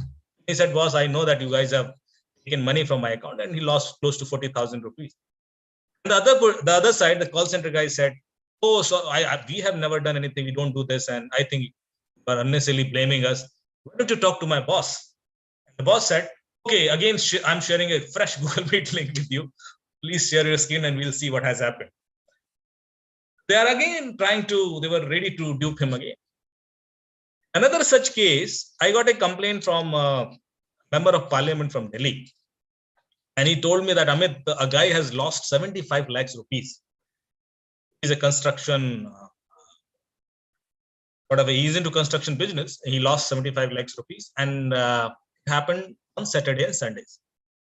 Can you help him to get his money back? Because he did not share OTP, he did not click any link, he did not scan any QR code, nothing like that. I said, okay, send me this guy and I'll see to those details and the transaction IDs as well. So I was inquiring with the bank that where this money went and how this has happened. He said, no, sir, we shared the OTP, and I'm sure this guy has used this OTP. He has transferred this money to some account, and we were defending that. So, okay. When this guy came to me, I discussed with him. He said, Amitji, I was traveling on those dates. I did not do any transfer. And it has happened, and I'm telling you truth. And today I have shared this complaint also with bank and other police officers. I was looking into each and every application, those were having the access of SMS. So normally we do that if there's any application, hidden application, which is actually reading the SMS and sharing it with someone. I was looking into all those applications, and I did not find any application which was suspicious. I thought, okay, let me recover the deleted logs. Tried that also. I also checked his Google dashboard, and through which you can find out that how many applications were installed in his phone at what time. Because I was doubting that there might be some application which was installed during that period, would have been removed after that. We are not getting any traces. There must be some application which has read his SMS if he is true. So I went through Google dashboard, got those details of the applications those were installed in his phone, and I found one application which was actually a game, which was installed on Thursday night and uninstalled on Sunday night. This was unusual. Why anybody would install a game in his phone and then will uninstall it? So I suspected that some of this is the work of some kid of his house, some teenager kid. So I asked him that, do you have any kid or child who is of that age? He mentioned that he has a 14 years old son. Then I asked him, what all devices he also uses? So is there any other device like iPad or laptop or any other mobile phone which he might be using?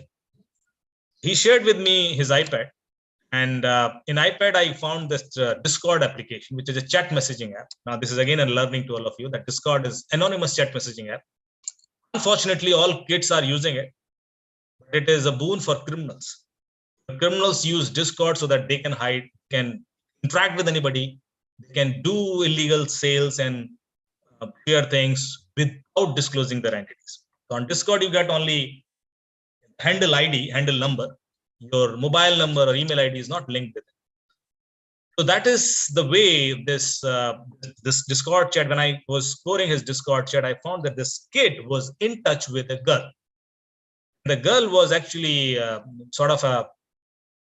manipulated him and offering him some Robux point. Now, what is Robux? Robux points are the Roblox currency.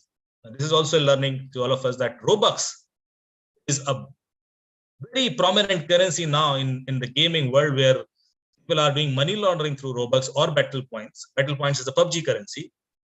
But this girl, or I don't, because we don't know the real identity of that person, but that girl, as it seems, was in touch with this boy, offered some Robux point with this request that you have to install this mobile game on your father's phone, because every installation gives us some points, and that point I'll give you as a Robux point. So you please install this game to multiple phones, and every installation will give us some valuation, something like that. So he tried to convince this boy. The boy did so. And then she also instructed him that now you can uninstall. The job is done. Nobody shared the OTP. Nobody shared or clicked any link. In another such case, and they lost 75 lakhs. When I checked with the bank, when we get the money trail, they said all entire money is withdrawn. I said, how come? They said it's through ATM and all. How is it possible? How can somebody withdraw 75 lakhs in a day from bank? Because there is always some limitations. And then I got complete financial money trail detail, and I found that this money was transferred to 8 different accounts first. And into those 8 different accounts, they actually use that money to purchase some Bitcoins, and then some cash withdrawal, of course, through ATMs and some Amazon gift cards. So it was so fast that within 5-6 hours, the entire money was out of our hand. We always say that you call 1930, stop this transaction, take this action, but they are really fast. By the time people realize, because we get to know about these things late, and we could not stop it. Absolutely, we could stop some money. There was some money in his account, I think 7-8 lakhs, which we could stop, but most of the money was out. And then it requires much more deeper investigation to find out the real culprits. But this modus operandi itself tells us a lot. People are evolving. Criminals are evolving, and they are really innovators. They always teach us beyond the normal processes. In another such case, I got a call from a very senior bureaucrat, joint secretary level bureaucrat, and he said, Amit, we are getting emails, some coming from Proton Mail, and the email contains some call recording of one of our employees, who is also a bureaucrat. His all call recording has been done, and these recorded calls somebody is sending us. So we are scared that how does it happen? We have scanned his phone, we have done our investigation, but there's no reason. When I was involved in this investigation, I also checked entire phone, and there was no such malware, spyware, nothing. It was clean phone. But then I was doubting on one such configuration app, which had the microphone access. Nowadays, many such applications, they take your microphone access. The configuration app was made for configure a Chinese toy. If you notice at airport, there is a Chinese toy which works on voice commands, and it tracks with internet as well. So it has some features like Alexa, because the kids can ask some general knowledge questions or basic mathematics questions from this toy, and it can also do some basic level of movements. So this app was a configuration app for that. And I asked this guy that, when did you install it and why did you install it? And he told me that a few weeks back, they had a birthday of daughter, and they received many gifts. This gifts came from Mumbai from one of his friends. It has that Chinese toy. It had that QR code on the box. And by scanning that QR code, we were supposed to install that configuration app, which could configure this toy for internet connectivity and all. And eventually, then once it is configured, you can use that. I requested him, can you get me that box? He sent me that box, and I found that this QR code on the box was changed. It was replaced by another QR code. So it was superimposed by another QR code. And the new QR code was actually asking this person to install 2 applications. It was giving 2 options. 1, 2, as a driver and as an application. We never noticed that why there are 2 such applications. And these 2 applications, so one was definitely configuration app, but the another was malware, which was actually a stealth way of recording your sound and uploading it somewhere. So every time you see that the way this is conducted conducted. It is becoming unique. For example, you would have noticed that people have complained that their WhatsApp was hacked. Now, how do someone hack your WhatsApp? Because you can see your OTP. It's very easy to see anybody's OTP because even if your locked phone, OTP is visible for a few seconds, a couple of seconds. So if you're around and somebody is after you and you somehow distracted at that time, they'll ask for that WhatsApp OTP or some other OTP, and if it comes at that time, anybody can look at it, shoulder surfing, or even by just looking at your screen for a few seconds when you are around, you are in washroom or somewhere. Another way of getting your OTP is through call merging. Now, I got a call from a very prominent OTT's creative head. She said, Amit, my WhatsApp is hacked. I instantly responded that, have you merged the call? He said, yes. This was the latest modus operandi of criminals when they use call merging technique. Take your OTP. Nowadays, we receive OTPs on call as well, whether it is WhatsApp OTP, whether it is Gmail OTP, we receive the OTP on call as well. It's like we used to have it only on SMS. So the modus operandi is like this. Suppose Shashank is my friend. Shashank receives a call from a criminal. And the criminal says that Shashank, Amit ji has given me your number and we want to engage you for something, and they'll start the discussion, and in 10-20 seconds they'll say that I think Amit is also calling you. You merge these two calls together so we all three can talk simultaneously. Now, Shashank has already got some trust with that person because he has referred a very credible name probably, or second, they have already discussed for a few seconds. And then a call comes. There's no reason that you won't believe a simple request that merge these two calls. Shashank will merge these two calls. The moment he merges these two calls together, so WhatsApp will be hacked or his Google Gmail will be hacked. Because the other call came at that time was from these platforms probably for OTP. And the guy will listen that OTP because you have merged the call. By the time you realize कि ये number क्या बोल रहा है, क्या थी ये call, तब तक तो आपका WhatsApp गया या Google गया. Again, the OTP was not asked. OTP was obtained through technology. So this is the way. There are 7-8 such techniques. You can search on Google, you will find how do people steal your OTP. And nobody just share it. Nobody just call, boss, aapka OTP.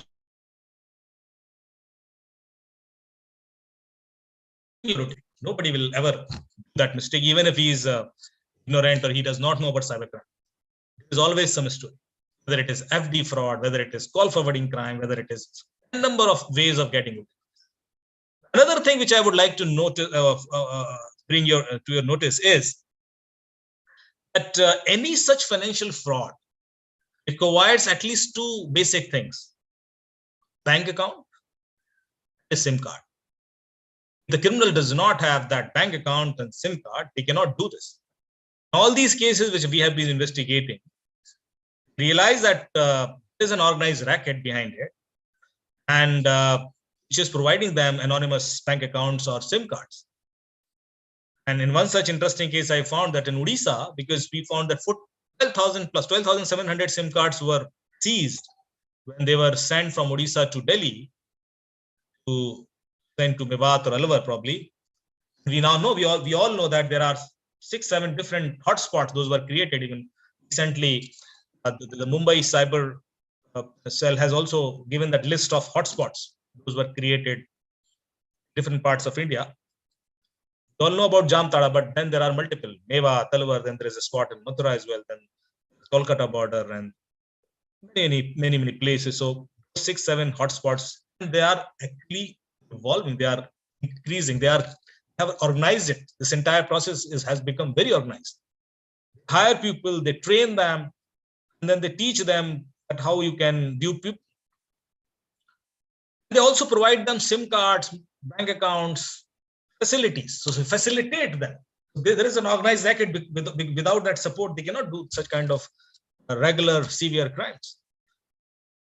So when we've seized those 12,700, we found that why Odisha? Because in different villages of Odisha, they go with this handheld device and they offer them subsidies. It's a government subsidy. Government is giving you some relief because of COVID or something. 1,000 rupees, 500 rupees, not more than that. Lots of villages, they queue up for that subsidy.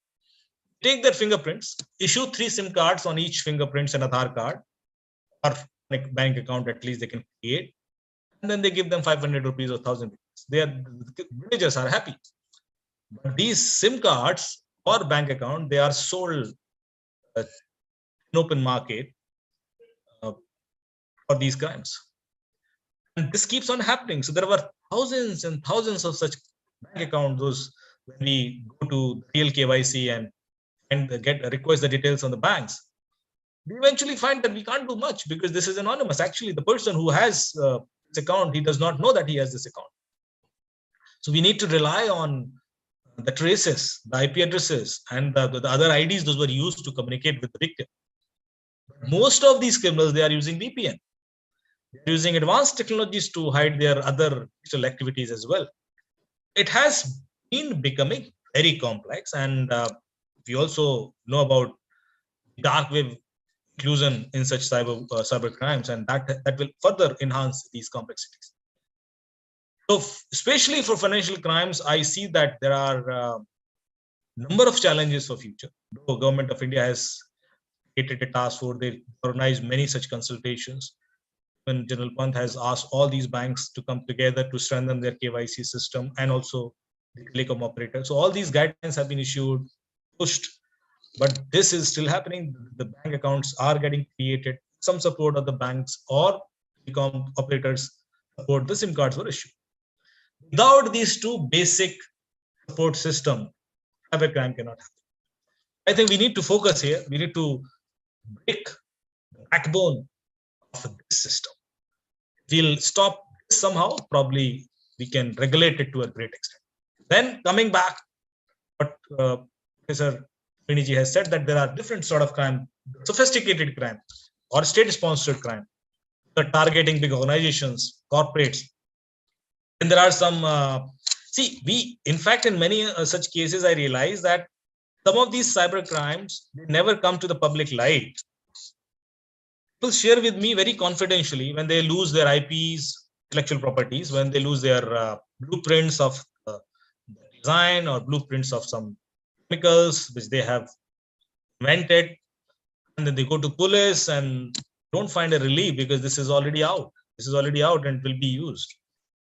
These kind of crimes are also happening, which we are actually ignoring right now, but it will become much severe or much serious because India is now becoming a hub of innovations and startups. And if we cannot regulate such kind of things, we cannot stop these kind of things, people will lose trust.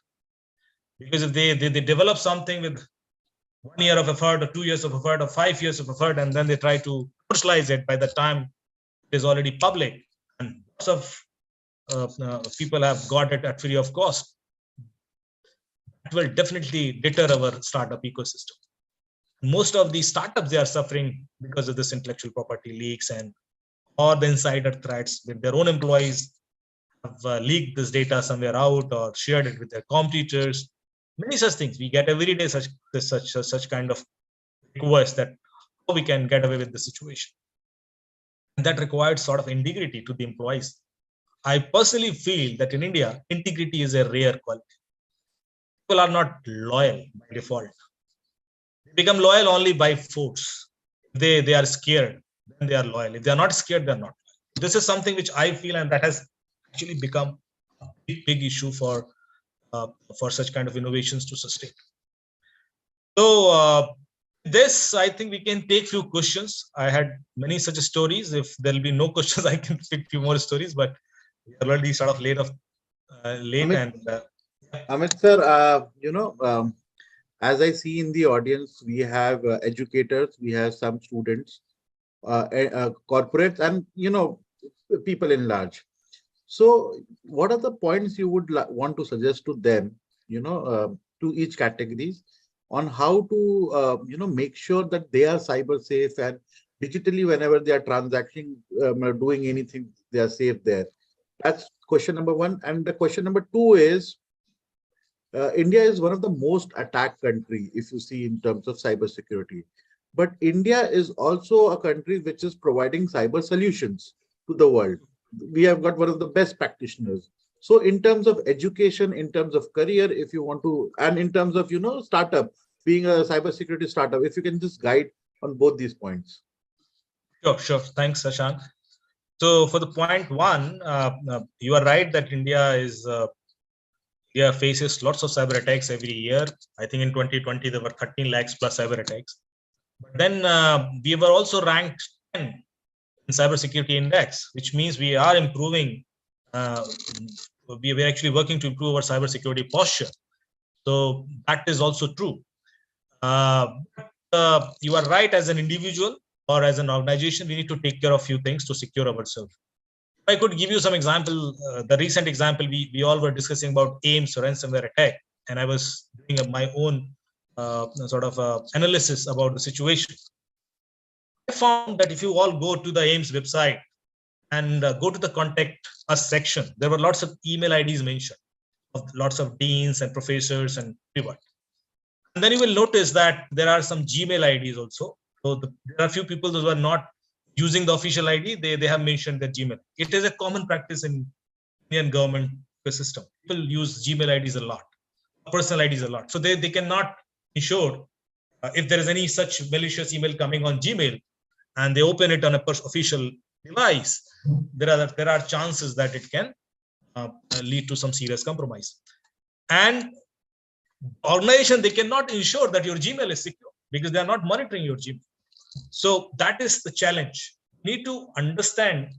If I could give you a real example, I think in US somewhere, a minister had to resign because she did some communication through her personal email ID, while this communication was supposed to happen on official email. So she had to resign. So that is the level of the commitment they have.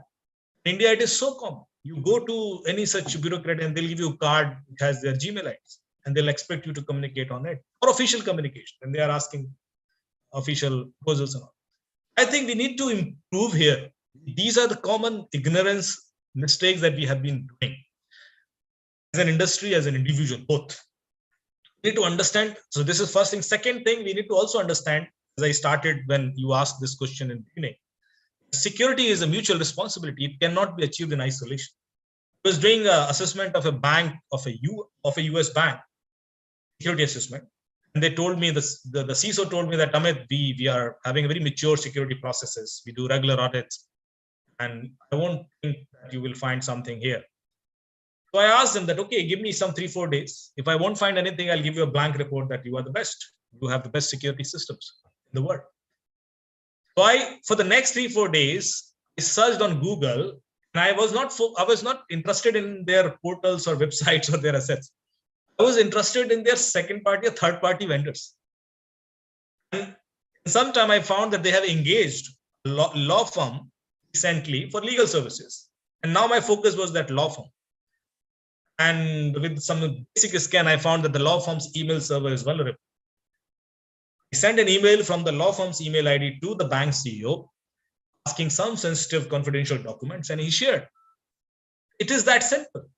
Because you think you are secure because your boundaries are secure, but if you are taking services from lots of other organizations and they are not secure, you are not, in none of our vendor empanelment process, we never ask their security provisions.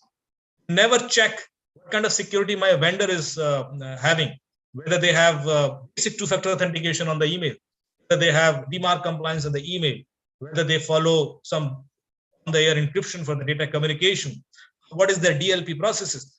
All these things should be part of your processes where you are engaging a third-party vendor. I think that's where when AIMS can suffer. Because AIMS were also taking services for day-to-day purchase and everything from many such vendors. When they receive any such code, bill, documents, they will open it. They'll suffer. So these are the challenges that I see as an individual and as an industry. I think we need to take care of this first. And of course, all these NIST framework or ISO framework, we all follow. And I'm referring this with confidence that when Twitter can be hacked, when Cognizant can be hacked, when most of these banks, those were actually supposed to be most secure, they were compromised. I'm sure all of us are vulnerable to a great extent. Yes, we can make it more difficult for the attackers. We should not make it so easy that anybody could come and take data from our house. Right. Attacks will always be there. We have to be prepared, right? So, Amitji, I also asked you, how India is contributing to cybersecurity scenario in terms of resource and services. So, if you can elaborate on that how Indians and Indian startups are contributing in terms of cybersecurity. I think in last few years, we have seen a number of cybersecurity startups. I congratulate FCRF also. Future Cam Research, they are also doing great work, and their AI tool, I know about the artificial intelligence based predictive engine for the law enforcement agencies, which they are building with collaboration with IIT Kanpur. So I'm sure this will definitely help us in long run. So there are many startups. So those have given data leak prevention solutions and SOC solutions and data encryption solutions, and also entity access management solutions. Many such kind of tools are available. I know many such startups. So our dependency on the security tools, especially on the foreign companies, are now less. We have our Make in India tools for every such kind of provisions. That is a great thing. We are also offering these tools to other countries. People trust us more than Russian or Chinese countries for sure in international market. So we have an edge. We have an edge, and we should take the advantage of that situation. The entire world is facing this problem, and if we come up with credible solutions and tools, we have a huge market. So I'm sure that is an opportunity for all of us. As an individual also, just a couple of years back when this was analyzed that India would need at least 1 million cyber expert or cyber security professionals. Now I think we need more than that. We need almost 2 million cybersecurity professionals. And once this data privacy bill will be passed, this number will become much higher. I think 2.5 to 3 million. So that is something which I see it will happen very soon. Data privacy draft is already there for consultations. It will be discussed in next parliament session probably. If it is out, there will be huge demand of such resources in every sector, healthcare sector, industries, and manufacturing sector, education sector. So I think it's a good clear opportunity, and we should all opt it. I think Bharatji was telling sometime that people are opting it by force. They are not taking it by choice. But now, with this motivation, they can take it by choice as well. Thank you. Great, sir. I'm sure there are a lot of questions which are coming in, but we are moving towards the end of this webinar. So there's also a question for Triveni, sir. If he's there, he can answer, or Amit, sir, you can answer. So the question is, this is all about financial frauds we are talking about. So a lot of people look for investing opportunity online. So it can be crypto, it can be, mutual funds. So a lot of people are giving suggestions, creating WhatsApp group, MLM is there. So there are a lot of investing options online available at the moment, and most of it are frauds. So how people can A, identify it, and B, how can they can be stay from it? देखिए अभी हम लोगों ने case crack किया. हर आदमी रोज कोई ना कोई मैसेज मिलता रहता है उसके मोबाइल फोन पे. आप मैसेज बॉक्स में जाइए, आपको part time job, crypto trading, आपको इंस्टेंट लोन, इस तरह के मैसेज मिलते रहते हैं. हमारे यहाँ एक बरेली डिस्ट्रिक्ट की एक लड़की थी, उसने इसी तरह का एक मैसेज क्लिक किया, तो उस मैसेज पे एक व्हाट्सएप नंबर था. व्हाट्सएप नंबर पे गई, फिर वहां से एक टेलीग्राम नंबर मिला, टेलीग्राम पे गई, फिर वहां से एक वेबसाइट का लिंक मिला, उसने लिंक खोला, फिर पॉन्जी स्कीम में ढेर सारे उसको ऑफर्स दिए गए. अल्टीमेटली वो 2.2 लाख वो लूज की लड़की. तो जब हमारे पास केस आया, इस केस को जब हम लोगों ने इन्वेस्टिगेट किया, तो ये 2.2 लाख का अमाउंट जो है 4200 करोड़ रुपए में चला गया. इसका मतलब इतने हजार लोग इंडिया से ठगे गए थे, और ये पूरा मनी ट्रेल हम लोगों ने इन्वेस्टिगेट किया. पूरा 4200 करोड़ रुपीस का 90% पार्ट जो है चाइना में जा रहा था. और चाइना में कैसे जा रहा था, थोड़ा सा दो मिनट मैं लूंगा इसको एक्सप्लेन करने के लिए. ये पूरा का पूरा पैसा, ये जो फिनटेक कंपनियां आई हैं, वो किसी एक बैंक के पर्टिकुलर अकाउंट के अगेंस्ट में वर्चुअल अकाउंट हजारों की संख्या में क्रिएट कर देती. फॉर एग्जांपल मेरा त्रिवेणी सिंह का एक अकाउंट आईसीआईसीआई बैंक से मैंने क्रिएट किया, मैं किसी फिनटेक कंपनी के पास गया, फॉर एग्जांपल रेजर पे के पास गया, और रेजर पे ने हमारे अकाउंट के अगेंस्ट में 10,000 अकाउंट वर्चुअल अकाउंट क्रिएट करके 10,000 क्रिमिनल्स को दे दिया कि ये लीजिए पैसा लोगों से बैठ रही है। वो 10,000 क्रिमिनल्स मिलियंस में मैसेज भेजे, मिलियंस लोग में 10% भी अगर अफेक्टेड हुए तो उन लोगों ने जो पैसा दिया वो वर्चुअल अकाउंट के थ्रू एक अकाउंट में आईसीआईसीआई बैंक के अकाउंट में गया, वो 4,200 करोड़ रुपए आया। आप सोचिए 4,200 करोड़ रुपए, जब वो बदमाश चाइना के, वो चाइना पैसा कैसे ले जाए, तो उन लोगों ने क्या काम किया, इस 4,200 करोड़ रुपीस को इन्होंने जेपे पे जाके, जो हमारा इंडियन क्रिप्टो करेंसी एक्सचेंज है, वहां जाकर के इसको कन्वर्ट किया बिटकॉइन में, और वहां जाके वहां से ये बिनांस जो इंटरनेशनल क्रिप्टो करेंसी एक्सचेंज है वहां पैसा ट्रांसफर किया, और वहां से मिक्सर टेक्नोलॉजी यूज करके हजारों की संख्या में छोटे छोटे वॉलेट्स में पैसा चाइना भेज दिया। अब सोचिए, अब बदमाश कितने कितने इंटेलिजेंट, वो जानते हैं कि क्रिप्टो करेंसी अगर एक बार अगर आपकी फिएट करेंसी क्रिप्टो करेंसी में कन्वर्ट हो जाती है और इसका विड्रॉल कहीं और से होता है तो ऑलमोस्ट इम्पॉसिबल है पुलिस के लिए ट्रैक करना, क्योंकि ढेर सारी एजेंसी, ढेर सारे एक्सचेंज उसमें इन्वॉल्व रहते हैं। कोई रेगुलेटरी मैकेनिज्म नहीं है इनको कंट्रोल करने का, कोई केवाईसी मेंटेन नहीं होता, कोई कुछ भी मेंटेन नहीं होता, तो कोई आदमी P2P में भी ट्रांजेक्शन कर देता है। ढेर सारा 90% केस में P2P ट्रांजेक्शन हो गया, उसको police almost impossible to track. वो ये भी जानते हैं कि हम अच्छा, वो चाइनीज क्रिमिनल्स ने क्या किया कि अपनी आइडेंटिटी छुपाने के लिए, ताकि पुलिस को ये ना पता चले कि ये सारा क्राइम जो है चाइना से हो रहा है, उन सबों ने एक अमेजन जो क्लाउड सर्विस प्रोवाइडर है वहीं पे वर्चुअल मशीन लिया, हायर किया, और वर्चुअल मशीन से वो फिर जाकर के जो एसएमएस एग्रीगेटर होते हैं, जिनका बल्क एसएमएस भेजने का काम होता है, वो बल्क एसएमएस वहां से भेजा।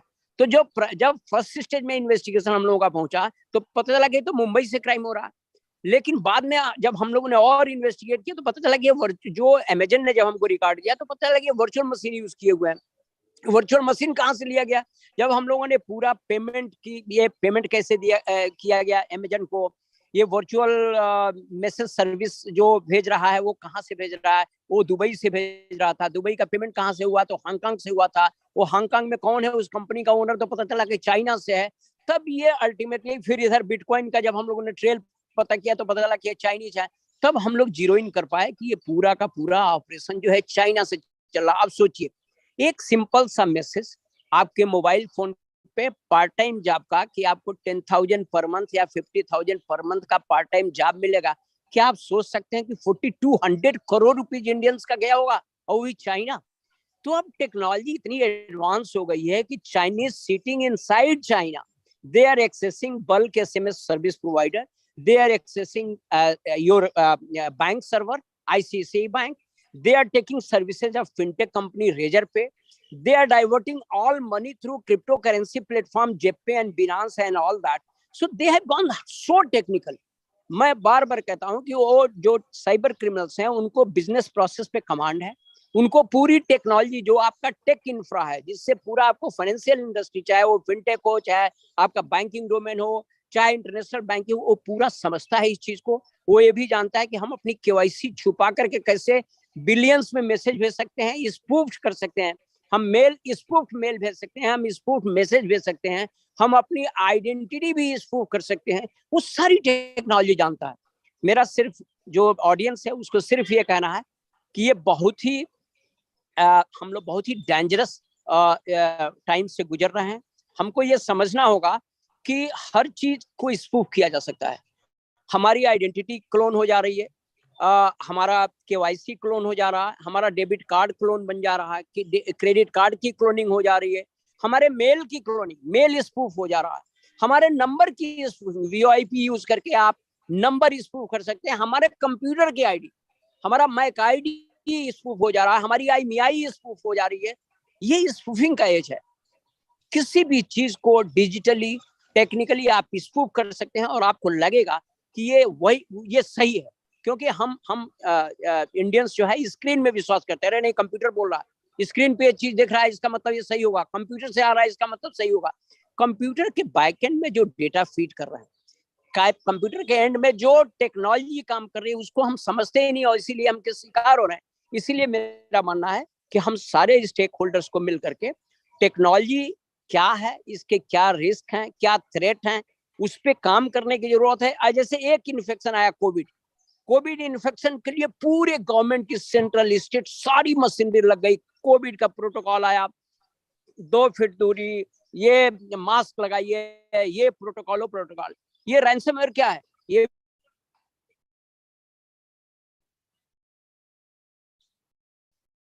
भी एक वायरस है।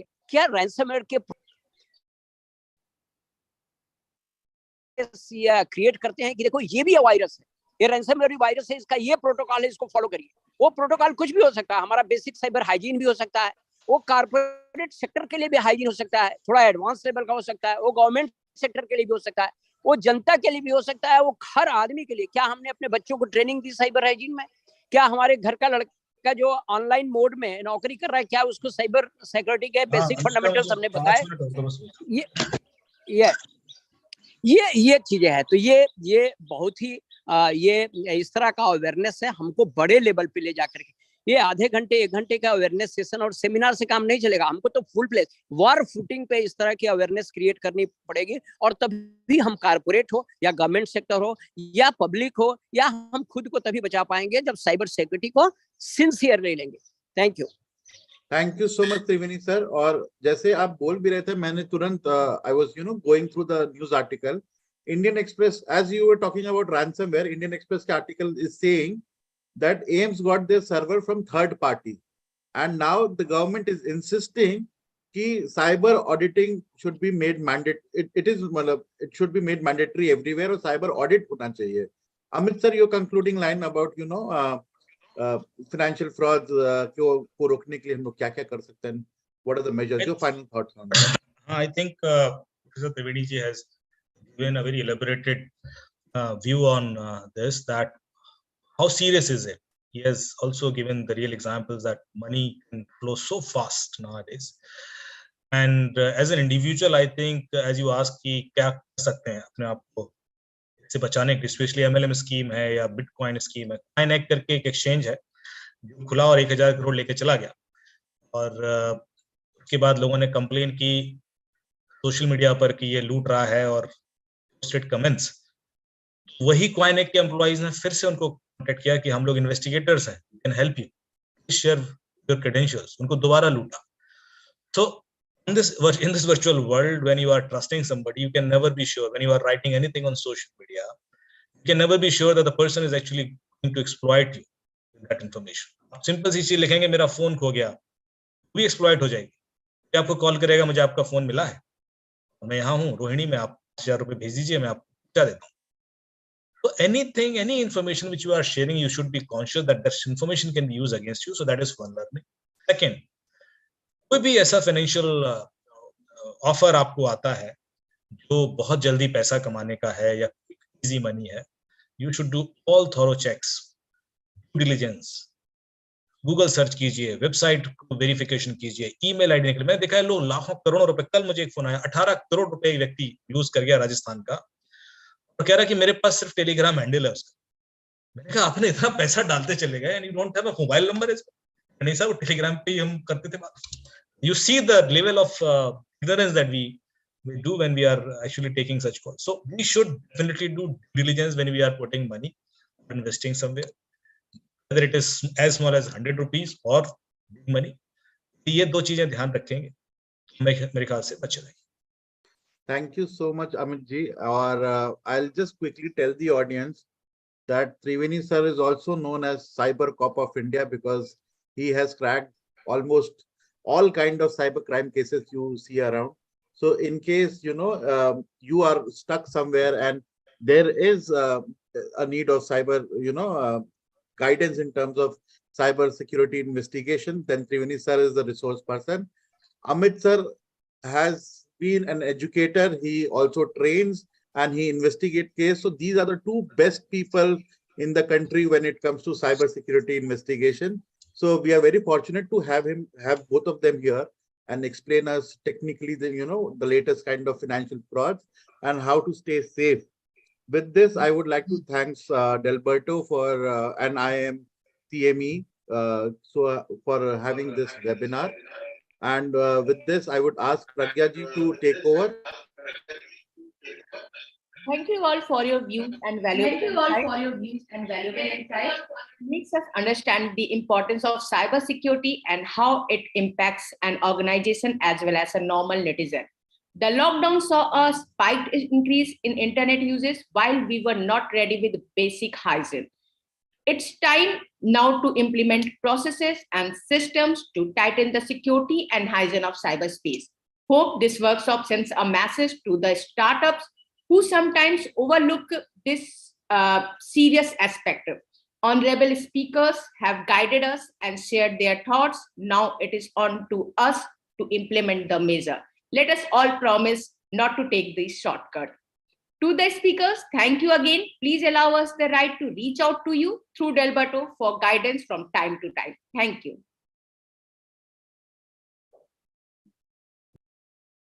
Thank you, everybody. Thank you. Thank you. Thank you. Everybody, thank you. Thank you. Thank you.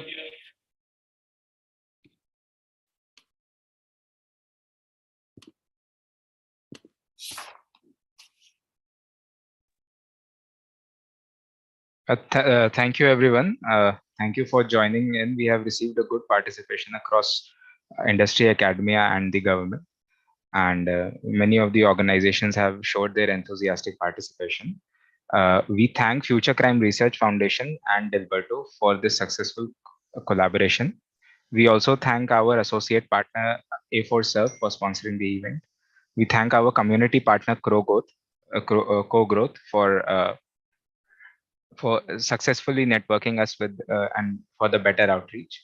For branding and promotion, we thank our communication partner Confiance, and we thank all our esteemed panelists and speakers who have shared their valuable insights and apprised us about cybersecurity. Thank you. If Prateek ji would like to add something. No, thank you. Thanks a lot, Ishan, and thanks everybody. So it was a awesome session और जहाँ तक मतलब सारे लोगों का जो thought process था बड़ा अच्छा लगा सुन के. So अच्छा था. Thanks everyone. Thank you. Thank you. एक और चीज ईशान, जो participants जो students हैं, they will get their certificates. ठीक है. So we will share their certificates very soon. Okay. So the students are there. IIM students are there. So they will get their certificates and all. Sure. And other people also, apart from students who have been the registered participants. Yeah. And some of them have paid very early and joined the session. Some have been invited later on. And those who all are eligible will get the certificate in due course. And for any other query, our contact numbers are provided. Right. And we can perhaps drop our contact numbers in chat box also, Pradeep. If in case anyone has some immediate query, they can always call us. Definitely. Thank you. I'm just putting the chat mobile number here. Yes. So